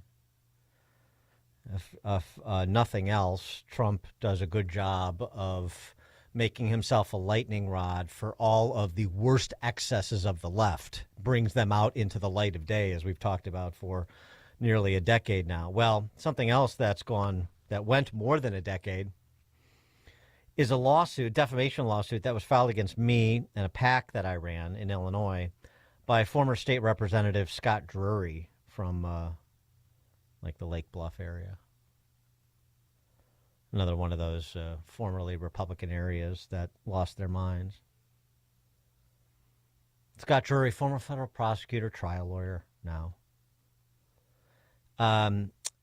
He filed suit against me and his opponent in the 2014 race for state representative, Dr. Mark Nierhoff. And he accused both of us of defamation. Sued the PAC and me personally, Nierhoff personally. He's a public figure, but okay, go on. He never had a case, right? There was not the actual malice standard. It was never even close. It's comical. In point of fact, the ads that he was particularly critical of, well, the basis of his frivolous lawsuit, were about his apparent support for a school funding legislation that would have redistributed funds away from wealthy suburban school districts like those in his district and to less wealthy school districts like those not in his district. That was the basis of it. It wasn't name calling. I didn't accuse him of a crime. And there was ample evidence to support my claim that he was doing the old Springfield two-step, being for it and also being against it, depending on sort of the audience, trying to essentially have both positions so he could point in both directions for different constituencies. That was my claim. Hardly, in the context of a political campaign, hardly an unprecedented claim against a politician. And again, there was evidence to support it. For example, there was a resolution sponsored by a Republican in the House that both Republicans and Democrats could sign on to, formally opposing the legislation, formally opposing anything that would that would lessen the funding for a particular school district at the benefit of another school district. He chose not to sign on to it, Drury. There was testimony given in deposition from experts in the education arena that said my interpretation of what Drury did was a fair interpretation. And it went on for 10 years. How does that happen? 10 years. And there's a couple of lessons here. One is the obvious local lawfare. And, I did it. And this is only about me to the extent it is to drive home a point, provide an actual case to provide, sort of some meat on the bones here. A year and a half dealing with a frivolous State Board of Elections complaint that was sponsored by the governor from the 2022 governor's race that I was, from which I was absolved. There's no case there either. Right. And so one of the things is that government agencies, that State Board of Elections complaint is just an administrative body, never went to the courts, but government bodies weaponized against political opponents. The court system, the judges weaponized against political opponents at the local level. like where it matters, where someday many people listening probably have, or someday they may have a day in court in Cook County Circuit Court. For very few, but maybe a case you're involved in will see its way to the First District Appellate Court or even the state Supreme Court. And by the way, the decisions that those courts make, whether you're a party to a particular case or not, impact the quality of life as it is available in Illinois. For example, the state Supreme Court gutted the anti-SLAPP statute in this state, which provides some accountability for people like Scott Drury filing frivolous claims to try to waste the time and money of their political opponents as well as taxpayers for some kind of cash out or some kind of political retribution. Anti-SLAPP is a punishment for strategic lawsuits against public participation, essentially people who use the law to try to prevent other people from exercising their constitutional rights, like freedom of speech in the context of a political campaign. Yeah. But there is no teeth to the anti-SLAPP statute in Illinois, thanks to the state Supreme Court. And so this was able to go on and on and on for a decade. Despite being dismissed multiple times. It was always dismissed with leave to refile, and Drury refiled because Drury's dad, Larry. Oh, what's Larry like? He's a retired attorney. He's got nothing else to do, so this was his little hobby for a decade. Yeah. Now, here's the thing. Fortunately for me, I co-founded the Liberty Justice Center, which is a public interest law firm. So 10 years of legal expenses I didn't have to pay for, personally. But it's good that the Liberty Justice Center is there as a bulwark against some of these courts and these judges and these rapacious trial attorneys like Scott Drury, vindictive political purveyors of lawfare, or Mark Elias, who I went up against in the Pritzker FEC complaint, the same guy that was Steele dossier, that Mark Elias. These bottom-feeding attorneys. You should write a book. So the Liberty Justice Center does a lot of good litigation in a lot of different directions on behalf of people and interests that otherwise couldn't afford to litigate, and also that have implication for the quality of life in this state and other states in the country writ large. And you need public interest law foundations like Liberty Justice Center. There are others, but this is the one to which I was affiliated that's relevant in this case. Anyway, but Mark Neerhoff, the doctor who was his political opponent in 2014, who lost that race, I mean, he got dismissed out of the case long ago, completely frivolous again. Right.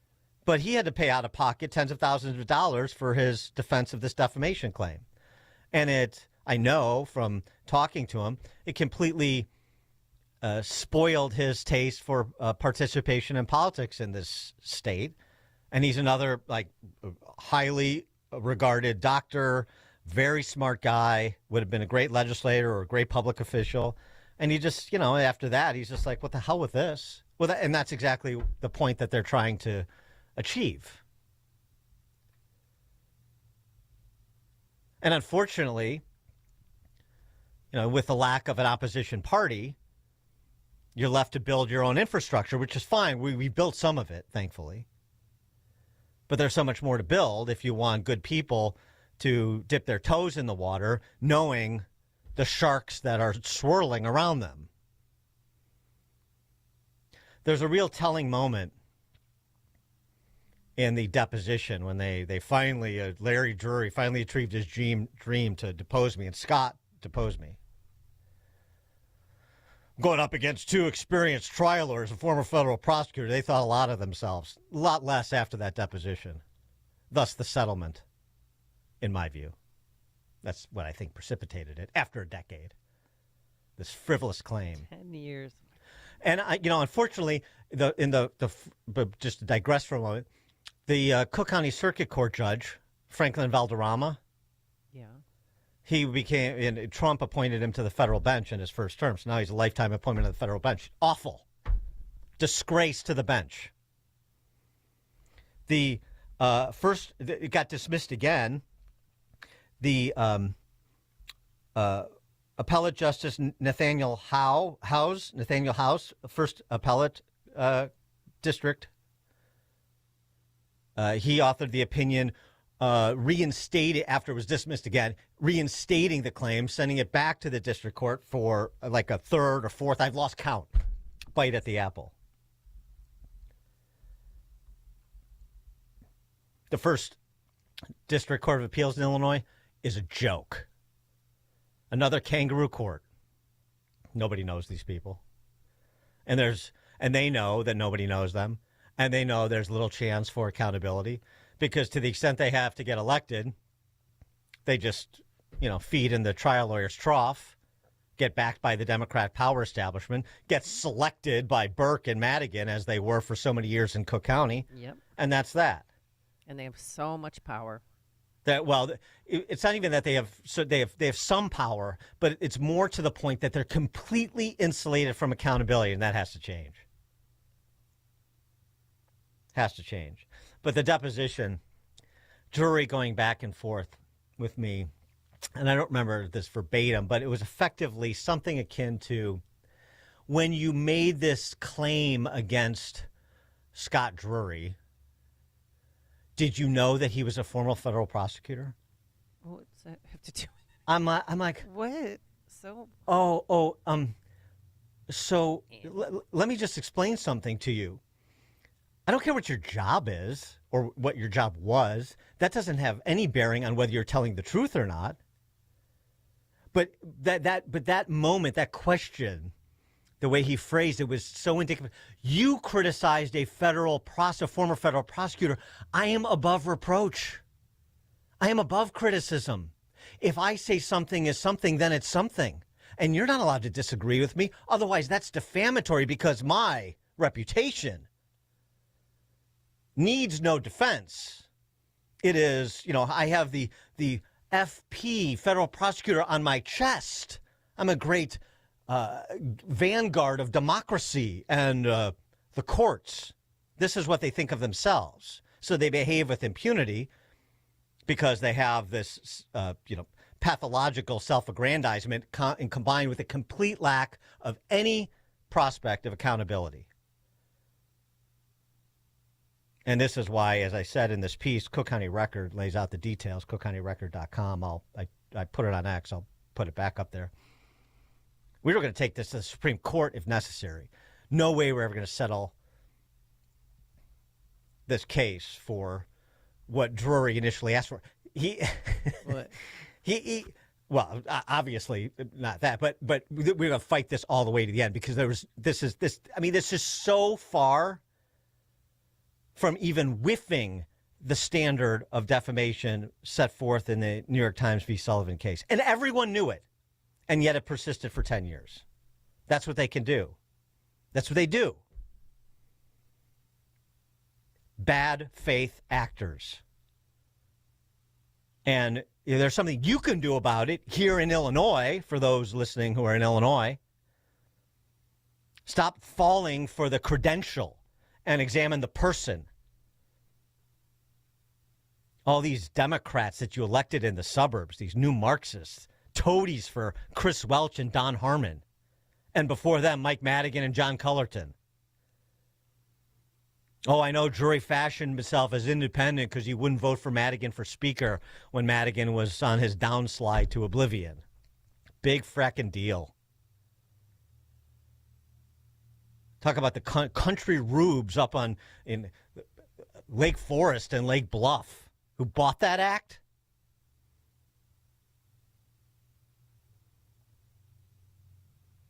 Stop sending these people to public office. Pay a little gosh darn attention, why don't you? As I said, I'm not, for me, I like over a decade, you even forget it's going on because there's so much interim time from one stage to the other. It's just a competency issue on top of it. But the reason I'm upset is not for me. I'm upset for Mark Neerhoff. And I'm upset for people who don't have the infrastructure to benefit from and do get fleeced out of pocket by people like Scott Drury, J.B. Pritzker. Shameful. Predators. Kevin, Austin, Texas. Dan, I've been listening to you since like right before COVID, or right after COVID started about 5 years ago. My brothers turned me on to you. And since I've been listening to you, you've been fighting a two-front war. You've got the what do you call them, the combine, the limp-wristed Republican Party, and then also fighting the Democratic Party. Madigan, since then, I think Madigan's gone, kind of the upper echelon of the Democratic Party has changed a lot. And then you're also fighting the country club Republicans that are fine as long as their little fiefdoms are taken care of. They don't care. I think to develop a grassroots, that's what happened in Texas, that's what happened in Florida. To get that, to continue on that fight that you're on. I think that's what Illinois needs, and that's what I've been arguing the whole time. Get people that are listening to the program, get involved in the precinct level, that type of thing to get more involved. You got to get, that army as well. Fighting from the air is one thing, but you have to have the ground troops to get in, get involved, and get informed as far as what's going on. Yeah, thanks for the call, Kevin. Well, to get the ground troops need to know that somebody's backing their play. So you have to build the infrastructure. To get candidates that you extract from the grassroots or the grass tops, they have to know somebody's backing their play. And we backed a lot of plays, and people didn't appreciate it. And they strayed, and they became part of this pea-hat surrender Republican cadre that now exists to no particular ends in Springfield. So, maybe in this ever-evolving political landscape where strange things are happening and perhaps even stranger are in the offing in terms of people's attitudes shifting on a range of issues, maybe we'll have another bite at the apple in Illinois. Maybe. Dan and Amy, Chicago's Morning Answer. This is Chicago's Morning Answer. Your show keeps me alive during the week. There's nobody I'd rather listen to between 5 and 9 in the morning than you guys. On AM 560, The Answer. Welcome back to Ask Hasselus. I'm Weston. What's your question? When you say Hasselus Mattress is employee-free, you don't really mean it, right? Of course we mean it. At Hasselus, give the mattresses a try with no pushy sales guy. Why no employees? To save you money. How much money? Well, others sell a Beauty Sleep by Beauty Rest Elm Cove B Queen mattress for $1,650, but the everyday Hasselus price is just $842. We have way low pricing on CertaPerfect Sleeper and Sealy Posturepedic too. Hey, that's pretty good. Plus, through Monday, purchase a select Beauty Rest, Sealy Posturepedic, or CertaPerfect Sleeper in any size, and Hasselus will give you a free adjustable base. That's even better. Free next day delivery, free removal and setup of your new mattress, and free financing is available too. And this is all because your showrooms are employee-free? Yes, sir. I like the way you do business. Open 9 to 9. Get all the details and find an employee-free Chicagoland showroom near you at Hasselus.com. Hasselus, employee-free since 2014. News, opinion, insight. This is AM 560, The Answer. WIND, Chicago. Streaming at 560theanswer.com on the AM 560 mobile app or tell your smart. Destruction, death, and despair. I'm Dave Anthony, Fox News, in the wildfire-ravaged Los Angeles area. Help. Please help. His home's in danger, surrounded by flames in Altadena. I'm begging anyone to help.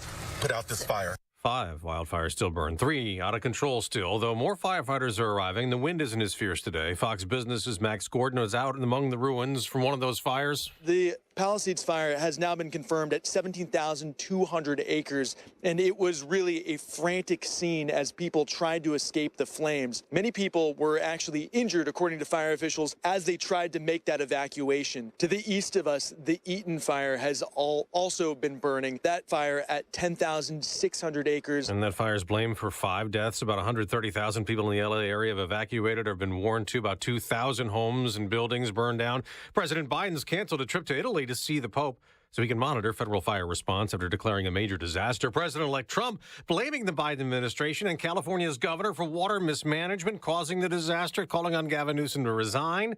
The Democrat tells CNN he won't respond and get political. People have lost their lives. Kids lost their schools. Families completely torn asunder. The day after another Russian missile attack killed 13 Ukrainian civilians and wounded more than 100, the U.S. announces another $500 million in military aid, more American missiles and ammo, and other assistance. They're about to move former President Jimmy Carter's flag-draped casket from the U.S. Capitol, where it was lying in state for people to pay tribute, to the National Cathedral for a funeral an hour from now. President Biden will deliver a eulogy today, and his four predecessors, Bill Clinton, George W. Bush, Barack Obama, and President-elect Donald Trump, will also be in attendance today to pay their respects to Jimmy Carter, an exclusive club. Fox's David Spunt later today after a private service in Georgia. Carter will be laid to rest next to his wife, Rosalind. America's listening to Fox News. 14 degrees in Chicago at 8:02 on AM 560. The Answer. Good morning. I'm Mike Scott. Parents of students at a charter school on the city's northwest side are fighting its closure. School leaders voting Wednesday to close the Aspira Haugen Middle School. Enrollment once 800, recently 83. The Highland Park July 4 parade shooting suspect is expected to appear in Lake County Court this morning. That suspect, Robert Cremo III, is facing 7 counts of first-degree murder and dozens of other charges related to the 2022 shooting. 7 suspects from Chicago are now charged in a luxury car heist that happened in Wisconsin nearly a year ago. Some of the men now charged are already convicted in a deadly carjacking in Milwaukee. The head of Planned Parenthood of Illinois is stepping down. President and CEO Jennifer Welch resigning. After serving in leadership there for 7 years, the organization did not specify when her resignation takes effect or why she is stepping down. Connor Bedard had a goal and a helper. Blackhawks beat Colorado 3-1 at the UC. Bulls lost on the road to Indiana 129-113. College hoops fighting Illini on a 5-game win streak following a rout of Penn State 91-52. It's 8:03. Time for the AM 560 Business Beat, a service of Signature Bank. Visit signaturebank.bank for all your commercial banking needs. Now, the latest from the Fox Business Network. I'm Elizabeth McDonald, and this is the Fox Business Report. Both the New York Stock Exchange and the NASDAQ are closed for trading today, joining a national day of mourning for former President Jimmy Carter. When they resume normal schedules tomorrow, we could see some selling right now. Futures are down across the board. Bond markets are set to close early at 2 p.m. Eastern. We get some key jobs information tomorrow, the December employment report from the Bureau of Labor Statistics. This is investors mull over information from payroll processor ADP, which showed private sector job creation eased more than expected in December. The Labor Department's also said that initial claims for first-time jobless help totaled 201,000 for last week, well below the 215,000 estimate. That's your Fox Business Report. I'm Lillian Wu, invested in you. 8:04, a check of traffic and weather on the way next on AM 560. Mike Gallagher is honest with himself. I hate how much I enjoyed watching Kamala Harris certify her own defeat. I'm not proud of myself. My wife used to say, Gallagher, you are a little man. And I am. I'm just petty. I'm petty and maybe mean-spirited. The Mike Gallagher Show, weekdays at 9, right before Dennis Prager at 11 on AM 560. The Answer. This is Sean Thompson. When you go on vacation, does it make sense to have somebody else pack for you? Of course not. The same can be said for your retirement. Your 401k could be packed with things you don't know about or even need. If you're close to retirement, but you don't have a plan customized to your goals, it's like kind of taking a 30-year vacation with no idea what's in the suitcase. Sounds like a stressful way to begin what should be a relaxing time. Tom Fortino at Alpha Wealth Group can help you unpack your savings and build a plan to reduce future taxes, address Social Security and health care, and a whole lot more, all with a clear, defined income strategy. Call the Alpha Wealth Group at 630-934-1855. Ask for the complimentary retirement plan. That's 630 934-1855 or online at alphawealthgroup.com. And listen to the Alpha Wealth Hour Saturday mornings at 9 a.m. right here on AM 560. Advisory services through Retirement Wealth Advisors, LLC, and SEC Registered Investment Advisor. Insurance and annuities offered through Alpha Wealth Group, licensed in Illinois. When your home or business has an insurance claim, the next step is very important. The claim process with insurance can be tedious, hard to understand, and difficult to navigate. You need someone working for you. You need a licensed claim adjuster. Why? The insurance company will send out their inspectors that work for them, get paid by them, and represent them, not you. This is Dan Lights from Crosscom. We inspect your property, file your claim, negotiate the damages, and maximize your settlement with your insurance company. If we complete the repairs approved by your insurance company, our service is free. Crosscom Public Adjusters has turned denied claims into approved claims. We've also increased insurance claims anywhere from 23 to 1,000%. We are licensed by the Department of Insurance and work in Illinois, Northwest Indiana, and Southern Wisconsin. Crosscom Public Adjusters, 630-871-5500. Online at crosscominc.com. That's crosscominc.com. Crosscom, building trust for over 20 years. There is a place in northern Illinois that people have come from all around the globe seeking treasure. It's amazing. I didn't know what to expect, but when I got there, I was surrounded by all kinds of gold and silver.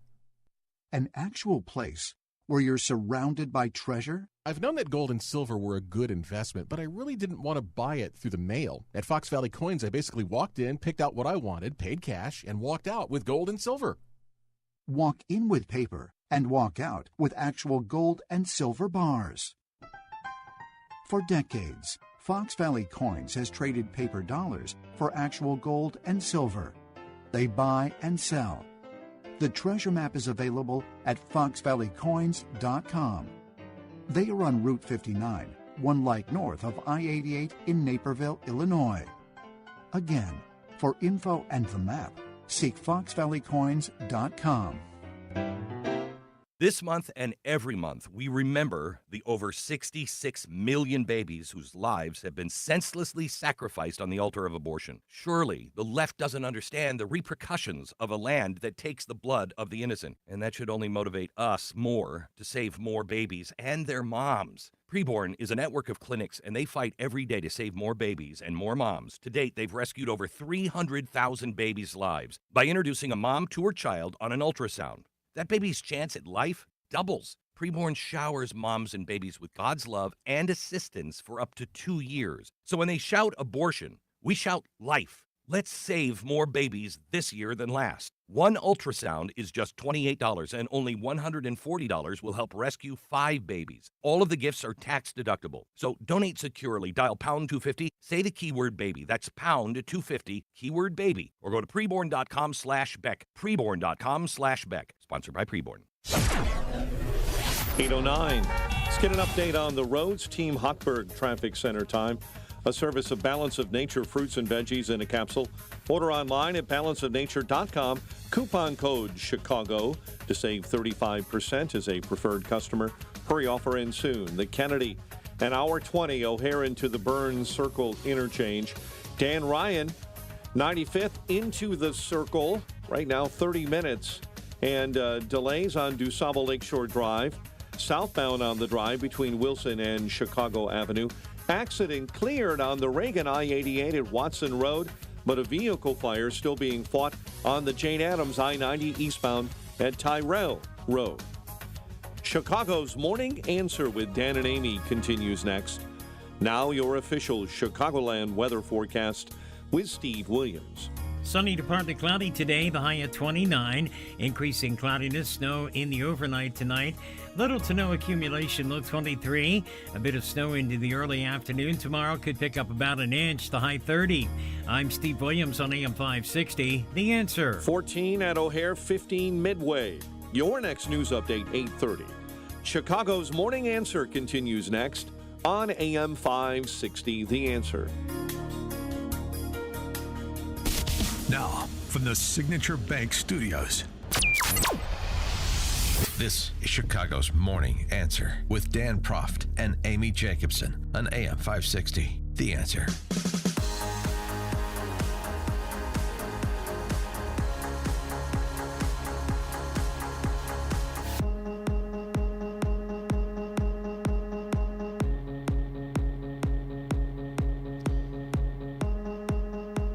Top of the morning, Dan and Amy. So, as mentioned earlier, Trump is scheduled to be sentenced by Judge Merchan tomorrow. Here we are again. It seems like we've had the same discussion intermittently over the last few months about the possible punishment that will be meted out against Trump. Merchan declining Trump's appeals as to sentencing. As have higher courts now, he's appealed to the United States Supreme Court to intervene, and we'll see if they do here in the 11th hour. A good piece Byron York offered up on the topic over at the Washington Examiner this week. Merchan's decision. Why has he decided to sentence Trump to make a point? Here's what Merchan said in the rejecting the latest appeal. Here, 12 jurors unanimously found the defendant guilty of 34 counts of falsifying business records with the intent to defraud, which included an intent to commit or conceal a conspiracy to promote a presidential election by unlawful means. It was the premeditated and continuous deception by the leader of the free world that is the gravamen of this offense. Sounds serious.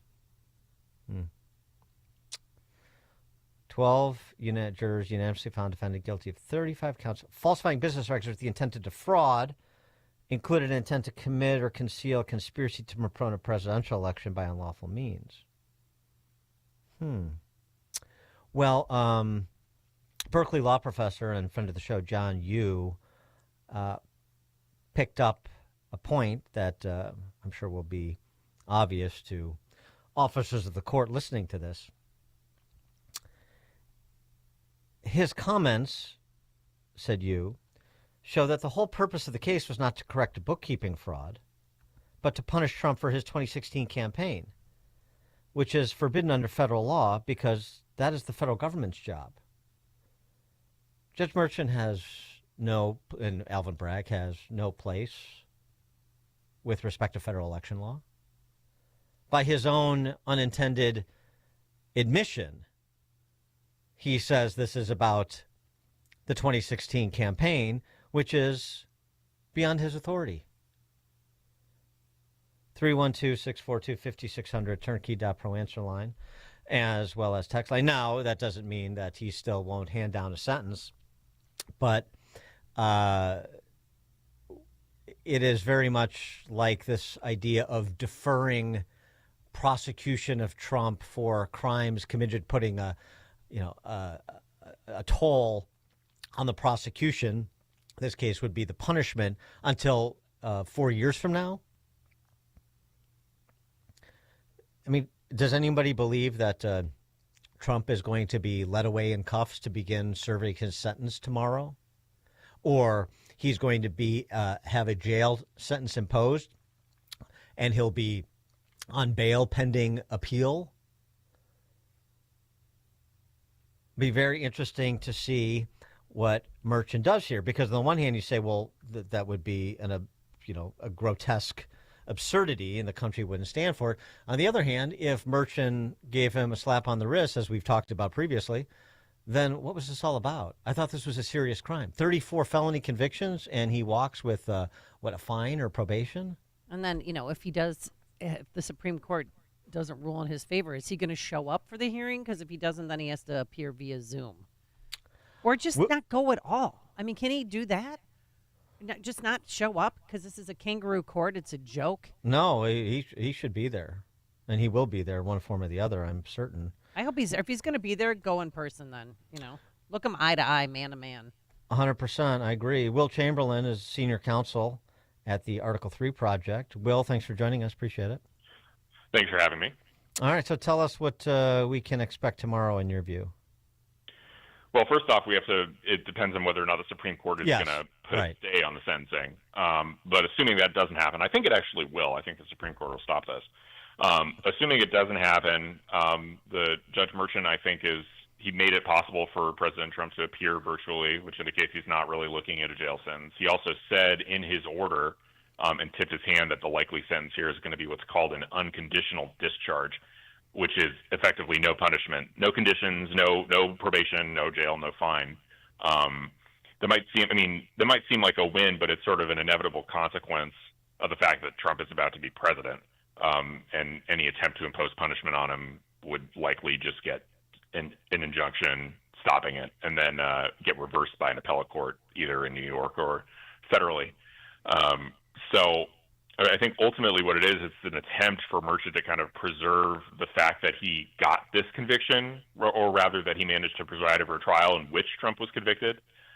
He doesn't want it tossed, and his time to actually impose a sentence is constrained by the fact that there's no way he'll be allowed to sentence a sitting president of the United States, so he's just trying to rush this through before the inauguration, and preserve the legitimacy of the trial that he oversaw. But I think it'll, if the sentencing ends up happening tomorrow, it'll end up being kind of a formality, and President Trump will ultimately get sentenced to just nothing, an unconditional discharge. But he would still be a convicted felon, or at that point he would be a convicted felon, and then this is a permanent stain on his record until and unless there was executive action taken on the topic.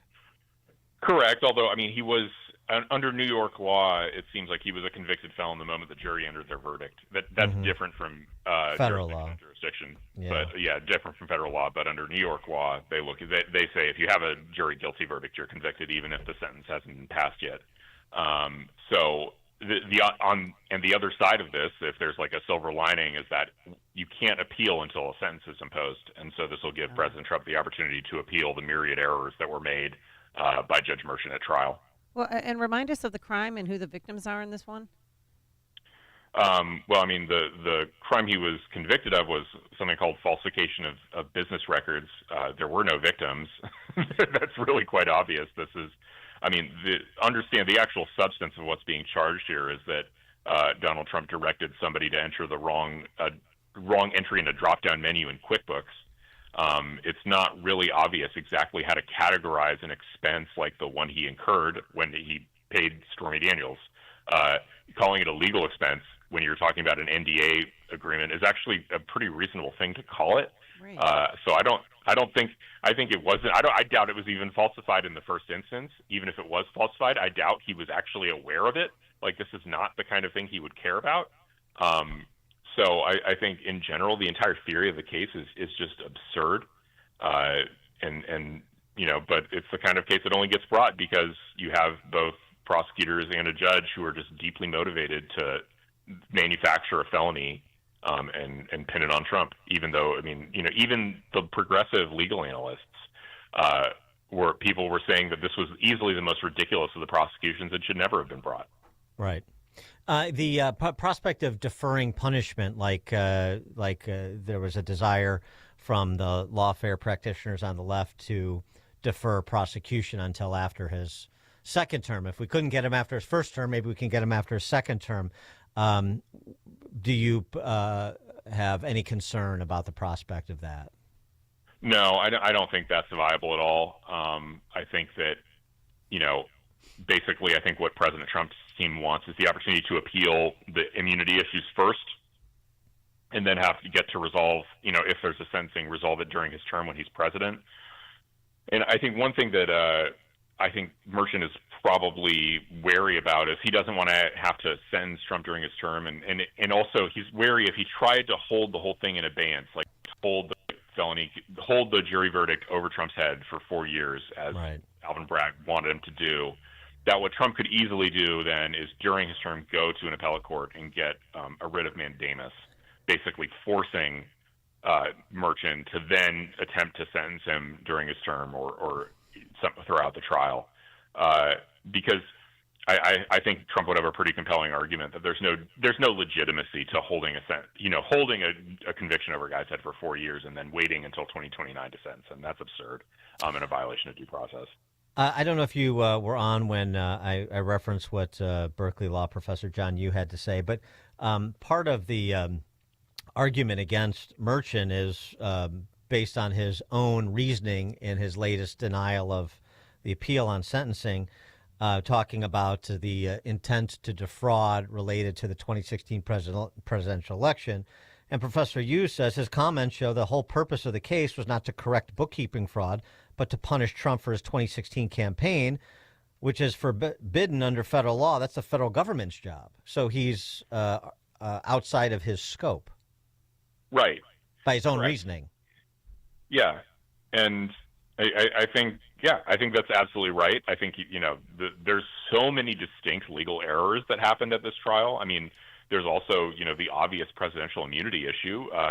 It didn't seem, people were initially skeptical that presidential immunity would play a role here because obviously the conduct, the relevant conduct happened before Trump took office, or the charged conduct rather. But they introduced evidence of his official acts to prove intent.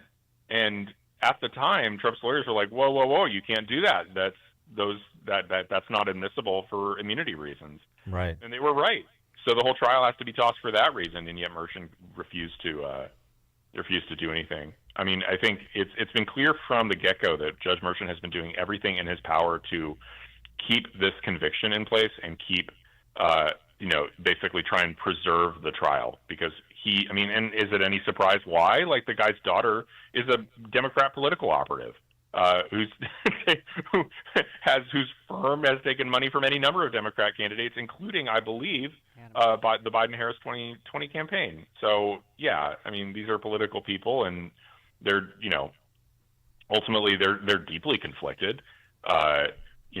It's quite obvious that, there's a reasonable threat to be made against Merchant's daughter in the sense that, like, if Merchant doesn't rule the way that Democrats would prefer, that they could have siphoned off, they could have cut off all the funds to his daughter's company. Right. This never should have gone forward. Well, this does seem extremely personal. But when the new DOJ comes in, Pam Bondi, is there anything that they can get Alvin Bragg and Judge Merchant on? I mean, it's tricky. I think that, obviously they need to be looking at both 18 U.S.C. 241 conspiracy against rights and 18 U.S.C. 242, which is, I think it's violating somebody's civil rights under the color of law. They need to be looking at both. For Judge Merchant, there are broad immunity, essentially not immunity provisions, but immunity rules that basically, judicial immunity is very, very strong. It's very hard to prosecute judges for their official judicial acts. And probably for good reason. Ultimately, it's just, you could, there is a world where there's a lot more lawsuits against judges, and it really freezes the system entirely. So I understand why those rules exist, but they do make it challenging to prosecute Judge Merchant on these things. Bragg, I'm a little bit, there might be more of an opportunity to. I don't think prosecutors have the same level of protection in terms of immunity as judges. But all this should be looked into. Absolutely should be looked into. And moreover, I think that, if you can't prosecute Alvin Bragg for this specific act, then really, there should be a full 360-degree view of Mr. Bragg's activities. That's exactly what they did to President Trump. You remember that both Bragg and Letitia James ran for political office on the promise of getting Trump, which is an obscene thing to do and totally offensive to American notions of the rule of law. Well, what's good for the goose is good for the gander. They're going to do it to Mr. Trump. We should do it to them, just as, to deter any future prosecutor from thinking about doing something similar. And some of those politicians, too, like the newly minted recipient of the Presidential Citizens Medal, I would include in that. Yeah. No, Ms. Cheney. Yeah, she and, it looks like she tampered with a witness in the middle of her hearing. She should certainly be, and she made a whole bunch of Republicans spend a whole bunch of money on lawyers and then put in place, this utterly sham presentation, out of her personal pique and her personal hatred for Donald Trump. Yeah, she said, I think Mike made a really good point when he said that Liz Cheney might be the first person to be awarded for, a presidential medal and then prosecuted for the exact same conduct. Yeah, right. That's good. She'll have to trade it in to get a poster Rita Hayworth for the cell from Red.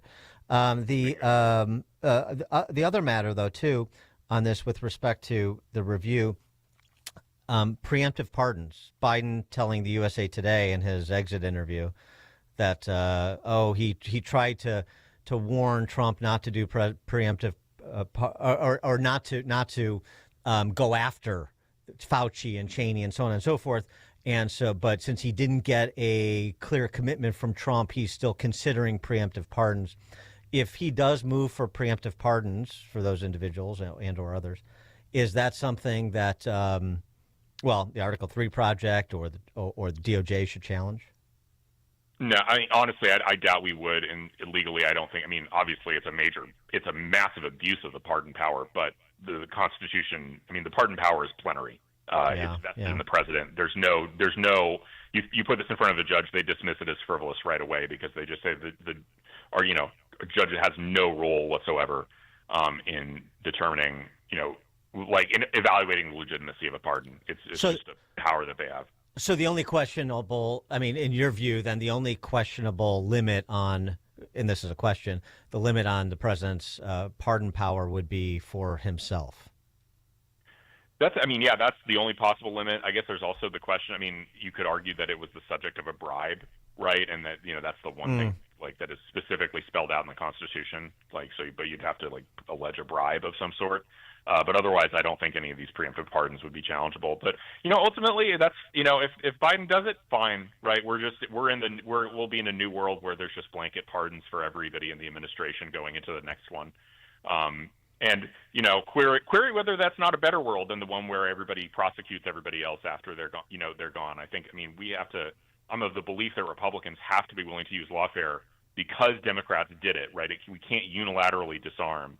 But in a world where everybody, basically the way that part of the transition between presidencies was just a default pardon of the previous administration, so that the next one wouldn't go after them. Yeah. Who knows? Maybe that's actually a better thing overall for the stability of the country because, man, the lawfare, both in the first Trump term and then through the Biden term, has been really corrosive to our country, I think. And it needs to be deterred, but a world where we could snap our fingers and have it all go away would probably be a better world. Will Chamberlain, Senior Counsel at the Article 3 Project. Will, thanks for joining us. Appreciate it. Thanks for having me.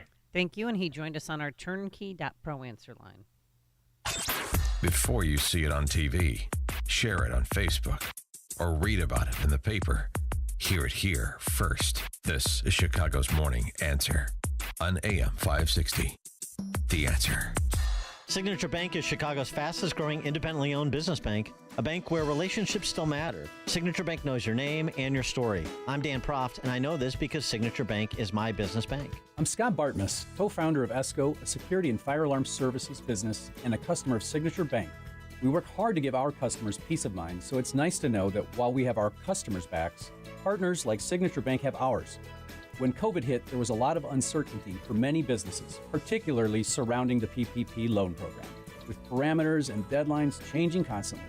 The executives from Signature Bank worked weekends alongside their staff, filling out and submitting applications to ensure they took care of us. That type of dedication is hard to find, but we found it with Signature Bank. Signature Bank helps local businesses succeed. Want to learn how Signature Bank can help turn your business vision into reality? Call Signature Bank at 773-467-5600 or visit signaturebank.bank. Member FDIC, Equal Housing Lender.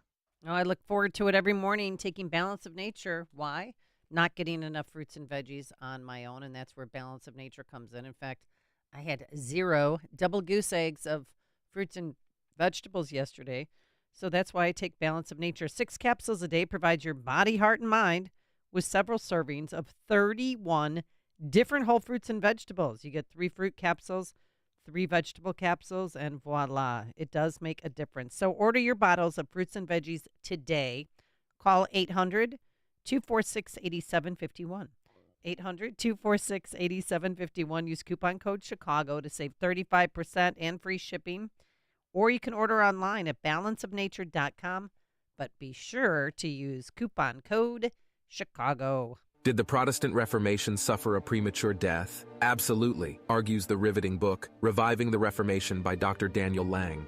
The book of Acts chapter 21 verse 20 reports that myriads or tens of thousands of Jewish believers dwelled in Jerusalem, and they were all zealous for the Torah. Their leaders were guiding the early Messianic faith. 40 years after the death of Jesus, however, the Jews revolted against Rome. This rebellion caused a Roman hammer to crush Israel, destroying the temple and Jerusalem. Following this devastation, the leadership of the Jerusalem church fell into other hands. Reviving the Reformation recovers the lost first-century Messianic faith. It answers the most difficult questions that some dare not ask about traditional Christianity. Buy Reviving the Reformation on Amazon. For a deep discount, purchase the book securely from the author at revivingthereformation.com. That's revivingthereformation.com. And like Reviving the Reformation on Facebook. With biblical faith fading fast in Western culture, now is the time to restore the truth by reviving the Reformation. It's Dr. David Kolbaba. With cold and flu season, now is the time to ensure you're building an effective immune system. Zinc is so critical for every function of your body, especially your immune defense. And there's no better way to check your zinc levels than our zinc tally test. First, we'll test you in our offices, and then you get to take your very own zinc tally test home with you, and once a week, watch your steady progress. Can't get to our offices for your first zinc tally test? No problem. We'll ship a kit to you. It's so fast and simple to use, with quick results in just seconds, with you not having to pay for those blood tests to check for zinc deficiencies, which most of us probably are deficient. So call our HealthQuest radio hotline at 800-794-1855 to order yours today. And listen to HealthQuest Radio with me, Dr. David Kolbaba, this Saturday morning at 11. Call 800-794-1855. That's 800-794-1855. AM 560, The Answer. All right, coming up on Chicago's Morning Answer. Are we inching our way back from the edge of the abyss quickly enough? We'll put that question to Matt Purple, editor and journalist. His new book, Decline from the Top. We'll discuss 8:38. But first, we got to stop by that newsroom once again. Here's Mike Scott. 8:32, 14 degrees in Chicago, clear skies. Former President Jimmy Carter's state funeral will be held this morning. His body is being moved from the U.S. Capitol Rotunda and started in a ceremony a short time ago.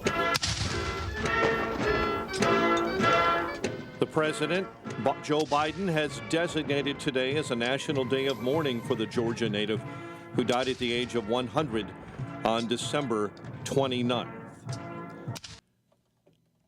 Wildfires in Southern California are still raging this morning.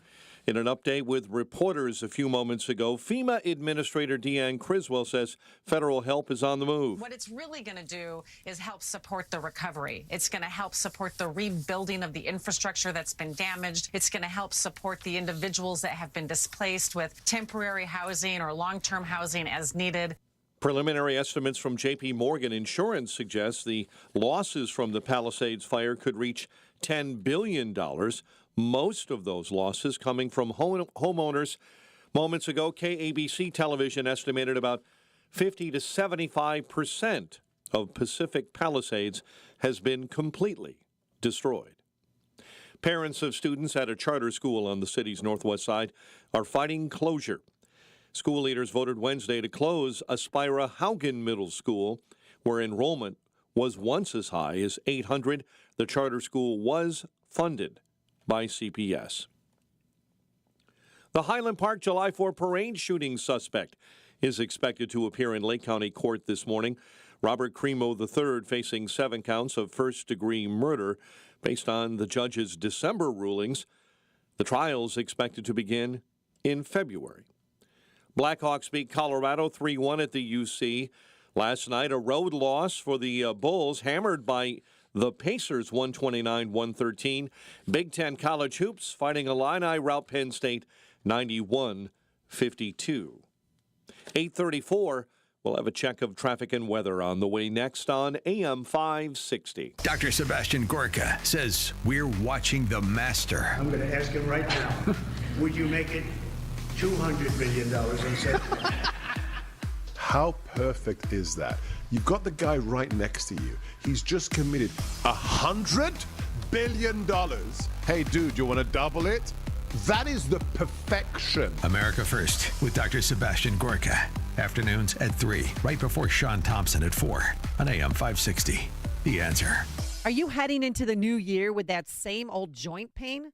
Get moving again in 2025 with help from our very good friends at QC Kinetics. You know, everybody's doing it, including Joe Rogan, who recently mentioned his positive results from regenerative medicine on his podcast. Revitalize your joints with advanced orthobiologic treatments at QC Kinetics. No steroids, no drugs, no surgery, no downtime. This is the future of medicine, using an array of natural solutions like PRP to attack the pain from arthritis. Want to learn more about how you can refresh your joints, get lasting relief with these amazing treatments? Call QC Kinetics. The consultation is free with Saturday appointments available. Deal with that joint pain now so you can make the most of the new year. Call 312-809-5955. That's 312-809-5955. Again, 312-809-5955. Balance of Nature supplements, changing the world one life at a time. I'm 71 years old, and one of the main reasons why I wanted to switch over and give it a try was that I would rather take something of natural ingredients. I'm almost 70 years old. I still work 12 to 14 hours every day, between 55 and 60 hours a week, and there's people half my age have trouble doing what I do. Balanced Nature sounded like a good idea, and once I started taking it, I found out it was a great idea. Happy New Year! Start the year right and get big savings on Balance of Nature supplements with our limited time New Year's deal. Sign up as a new preferred customer to get 35% off your first preferred set, plus a free fiber and spice supplement. Go to balanceofnature.com and get this exclusive New Year's offer by using discount code CHICAGO. It's Dr. David Kolbaba. With cold and flu season, now is the time to ensure you're building an effective immune system. Zinc is so critical for every function of your body, especially your immune defense. And there's no better way to check your zinc levels than our zinc tally test. First, we'll test you in our offices, and then you get to take your very own zinc tally test home with you, and once a week, watch your steady progress. Can't get to our offices for your first zinc tally test? No problem. We'll ship a kit to you. It's so fast and simple to use, with quick results in just seconds, with you not having to pay for those blood tests to check for zinc deficiencies, which most of us probably are deficient. So call our Health Quest radio hotline at 800-794-1855 to order yours today. And listen to Health Quest Radio with me, Dr. David Kolbaba, this Saturday morning at 11. Call 800-794-1855. That's 800-794-1855.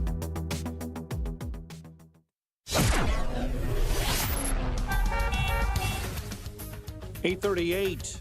Let's get an update on the roads. We do that in our Team Hochberg Traffic Center, and this update is a service of Allstate. Some people just know you could save money on car insurance by checking Allstate first. So, what are you waiting for? Check Allstate first for a quote today. You're in good hands with Allstate. The Kennedy at an hour 20, O'Hare into the Circle interchange. Accident on the inbound Ike left shoulder right at the 390 toll road this morning. Stevenson outbound, you're jammed solid from the Chinatown feeder to the Dan Ryan. You have delays on the Jane Addams due to a vehicle fire now being moved over to the left-hand shoulder. That's eastbound I-90 between Route 47 and Tyrell Road. Chicago's Morning Answer with Dan and Amy continues next. Now your official Chicagoland weather forecast. Sunny to partly cloudy and a high of 29 today. Currently 14. Your next news update is at 9. Chicago's Morning Answer continues next on AM 560 The Answer. Now, from the Signature Bank Studios. Only the biggest stories, only the biggest guests, and only the biggest opinions. This is AM 560, The Answer. Top of the morning, Dan and Amy. We played this a bit earlier in our extensive discussion of California wildfires and all the angles to that story. But it's worth playing again in the context of our next guest, Adam Carolla's rant on the California wildfires that have devastated so many. We had Joel Pollack on earlier in the program, senior editor from Breitbart, talking about, and who lives in Palisades. He compared it to the 1871 Chicago fire. Yep. Because the whole city's destroyed. Right now, it's the most historic fire in Los Angeles County's history.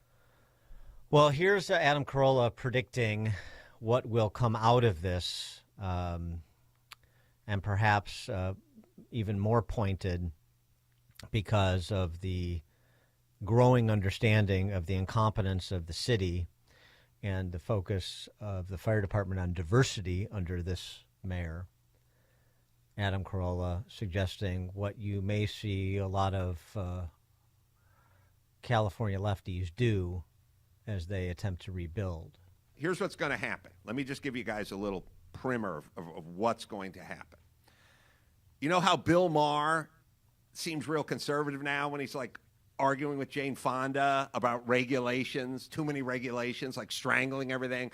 Because remember, when Bill Maher tried to put solar in his house in Beverly Hills, that's when he turned against the government, because he saw what the government and the overreach of government and overregulation does. He got strangled. It took him 3 years to build a solar shack. He had a whole countdown on his show, you know, day 1,000 since I've got my permit for my solar. He turned. Okay. The people who live in Malibu, who live in Santa Monica, who live in the Palisades, those are some of the most progressive blue voters in the world, or in the United States. They are a bastion of blue. So what those guys did is, all the people in the Palisades, I checked it out. It's about 80% blue, 80% progressive, 80% Democrat. Now, these are all sitting around crying about Karen Bass, water pressure, how come the forest wasn't cleared of all the brush, what's happening with the infrastructure. You guys all voted for Karen Bass, the mayor of Los Angeles. You all voted for Gavin Newsom. And now you f***ing get what you get.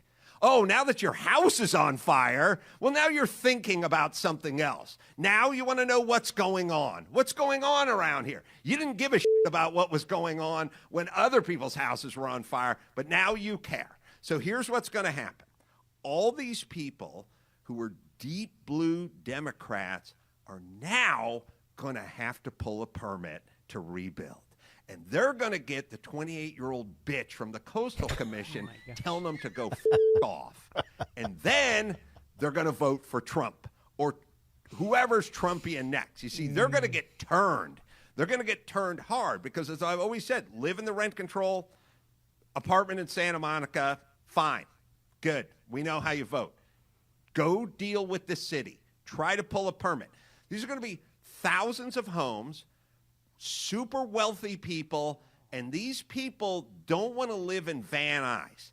They like it where they are. They love Malibu. They love the Palisades. They love Santa Monica.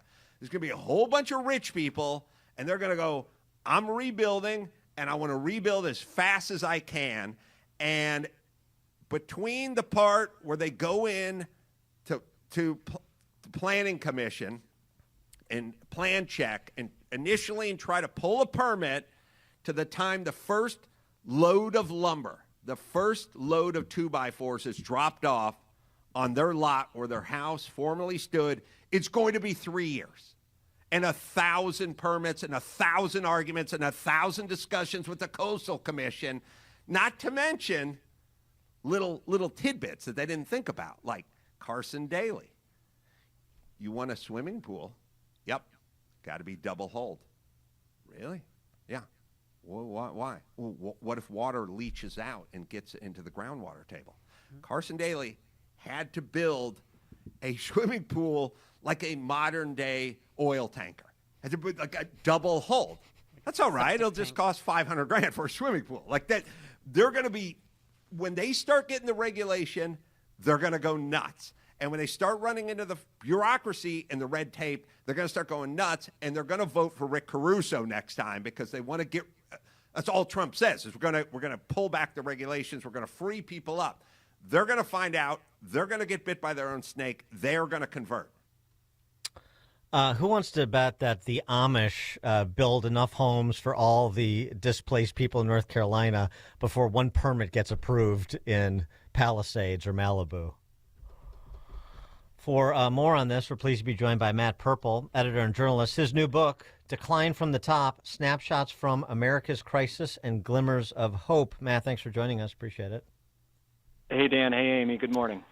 Well, unfortunately, because this is not a laughing matter with people's lives and livelihoods lost, but it does speak to my favorite title of your new book, Decline from the Top.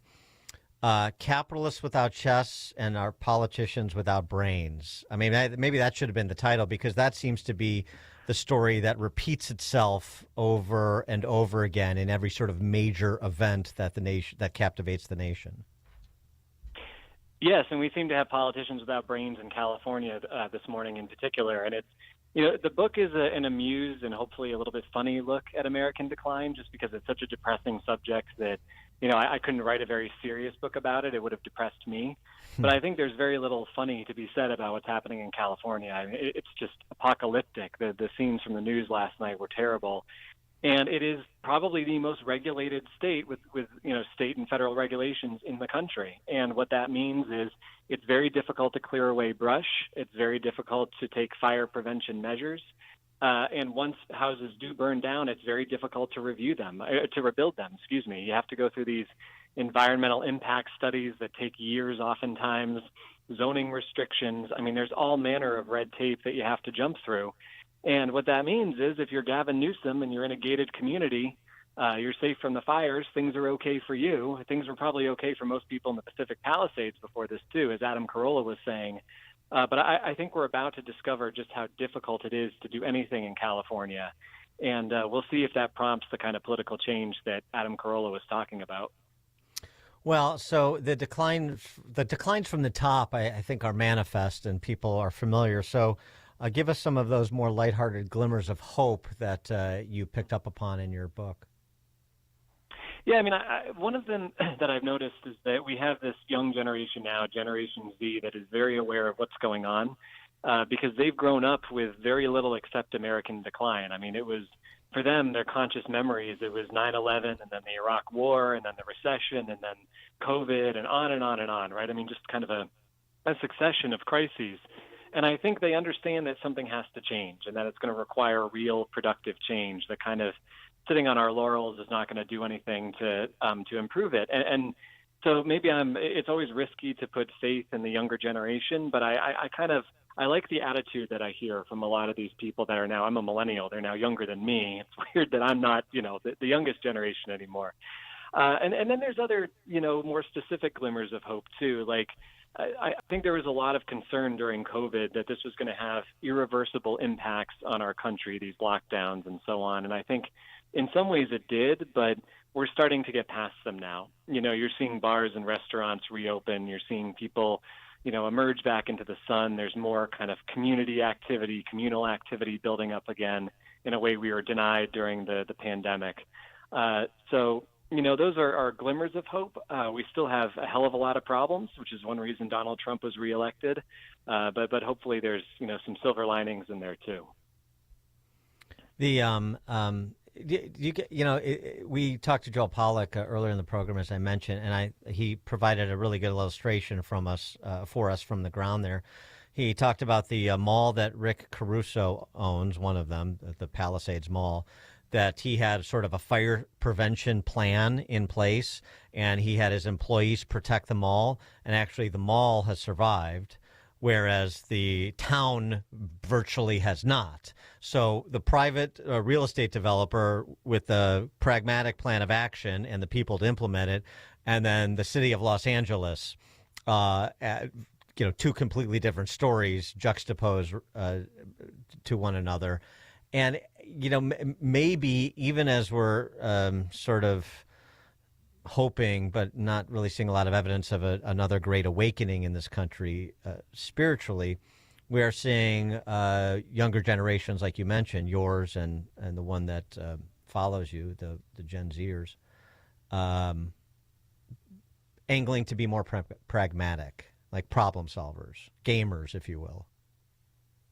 Yeah, it almost reminds me of the LA riots 33 years ago, where the cops were nowhere to be found in a lot of these neighborhoods, and so people had to take their defense into their own hands and stop rioting, stop crime, protect their businesses.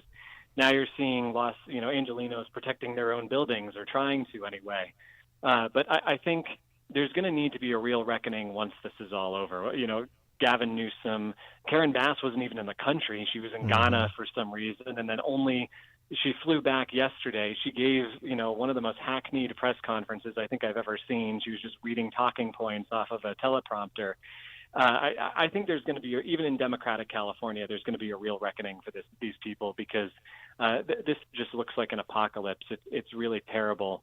And I think, to your point, if you're looking to draw a larger lesson out of this, you can't rely on the government. The government is really not going to be our solution to solving a lot of these problems that we've gotten ourselves into. That's not to say it doesn't play a role, but I think the thinking and the energy has to come from the bottom up. It has to start on the ground and then filter up to the local and state and federal level. And one thing I say in the book is that, rather than tweeting angrily at your congressman or whatever the case might be, get involved in your local community. Go out into your town or your city, see what you can do at the neighborhood level. I understand a lot of these problems can seem protracted, and that's not going to solve every one of them, but it's better than waiting for the bureaucracy to do something. Well, what about politicians paying for their sins, though? I mean, you've got Governor Newsom, who basically said that this, local communities are on their own, but yet they made the decision to stop clearing the brush. Mayor Bass said, she wanted to cut firefighting originally by $23 million, ended up cutting it by $17.6 million and giving that money to help illegals. I mean, shouldn't they have to pay for what the decisions that they made? Absolutely. Yeah, and there's a lot of bad leadership, a lot of bad regulations at the local level, too. We were talking about housing before. You have an extremely cumbersome process in California where the local towns and cities also have to approve every home construction, and that can lead to a lot of not in my backyard dynamics where, local elements don't want new houses going up. So there's a lot of blame to go around. And yeah, I'm not saying that somehow, that the local level is pristine while the federal level is the real problem. And I think in terms of California, the accountability just needs to come across the board. I mean, we need a thoroughgoing inquiry into everything that happened here. But again, I come back to the point that it starts at the citizen level. Like Adam Carolla was saying, these people voted for Karen Bass over and over again. They voted for Gavin Newsom. I think Gavin Newsom has now been elected, I want to say 3 times because of the recall election, although it could be wrong. Maybe it's just twice. Yeah. But multiple attempts to get rid of him. None of that has gone through, has been successful. So, maybe it's time to take a good hard look in the mirror and think about these people who we're electing. Indeed. And the other thing, too, is I think some of these mayors, like, our Brandon Johnson or LA's Karen Bass, so many of the other big city mayors presiding over cities that are disintegrating before the very eyes of their residents. I don't think they have the coolness factor that they used to with younger people too. That's just sort of intuition on my part, but it just doesn't. The verve of identity politics is a little bit more muted, and I think these people come across as incompetent because they generally are. And I just think that rap doesn't have the same appeal that it did even a couple of years ago. Yeah, I mean, look, right? Kamala Harris was supposed to be the queen of cool, and she went down to a defeat in the last election. So I think that there's a real sense right now that our problems are so big that coolness is not going to cut it. A vibe is no match for substance in this case. And yeah, I mean, Gavin Newsom, back when he was mayor of San Francisco, was known for being this really cutting-edge, handsome guy. He was seen as like this really glamorous, cool mayor. And I think that shine has long worn off. Trump was attacking him yesterday. Those criticisms are going to continue to wear in.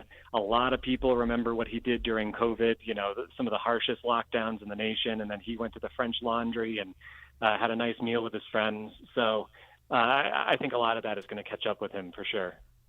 Yeah, he's sort of a political Dorian Gray, I think. I think it's going that way for him, which would be well-deserved, talking about accountability. Matt Purple, he's an editor and journalist. His new book, Decline from the Top, Snapshots from America's Crisis and Glimmers of Hope. Matt, thanks as always. Appreciate it. Thank you both. Thank you, and he joined us on our Turnkey.pro answer line. Connect with Dan and Amy on the AM 560 The Answer mobile app. Just text the word app to 64636 to download the app today. Rick Borick, host of Unleash Your Wealth. When the stock market struggles, when inflation is high, you need to start looking through the inventory of all your accounts and say, is every one of these investments working as hard as it could be? Because every month during high inflation that you waste you're losing 8 or 9% a year. Unleash your wealth, Saturday at 7 a.m. and our new time at 2 p.m. here on AM 560, The Answer. Salem News Channel is America's fastest growing conservative TV network. It's an absolute crazy day. Home to the largest lineup of free speech champions anywhere. Delivering in-depth insight and unapologetic opinion on today's biggest news stories. Americans aren't going to put up with this anymore. SNC brings you the news that matters, told with integrity and clarity. Watch Salem News Channel free 24/7 on your television. Stream now on Xumo Play. Wesley Financial Group is not a law firm. If you own a timeshare, don't miss this public service announcement from Chuck McDowell, founder of Wesley Financial Group. If you receive an unsolicited phone call or mail piece to discuss selling, renting, or especially canceling your timeshare, don't fall for it. If you really want out of your timeshare, hang the phone up immediately or throw that mail piece in the trash and contact your timeshare resort or Wesley Financial Group for assistance with your timeshare. As the only Inc. 500 timeshare cancellation company, our knowledge, experience, and results has made Wesley a trusted resource for over 40,000 families we've helped get out of their timeshare.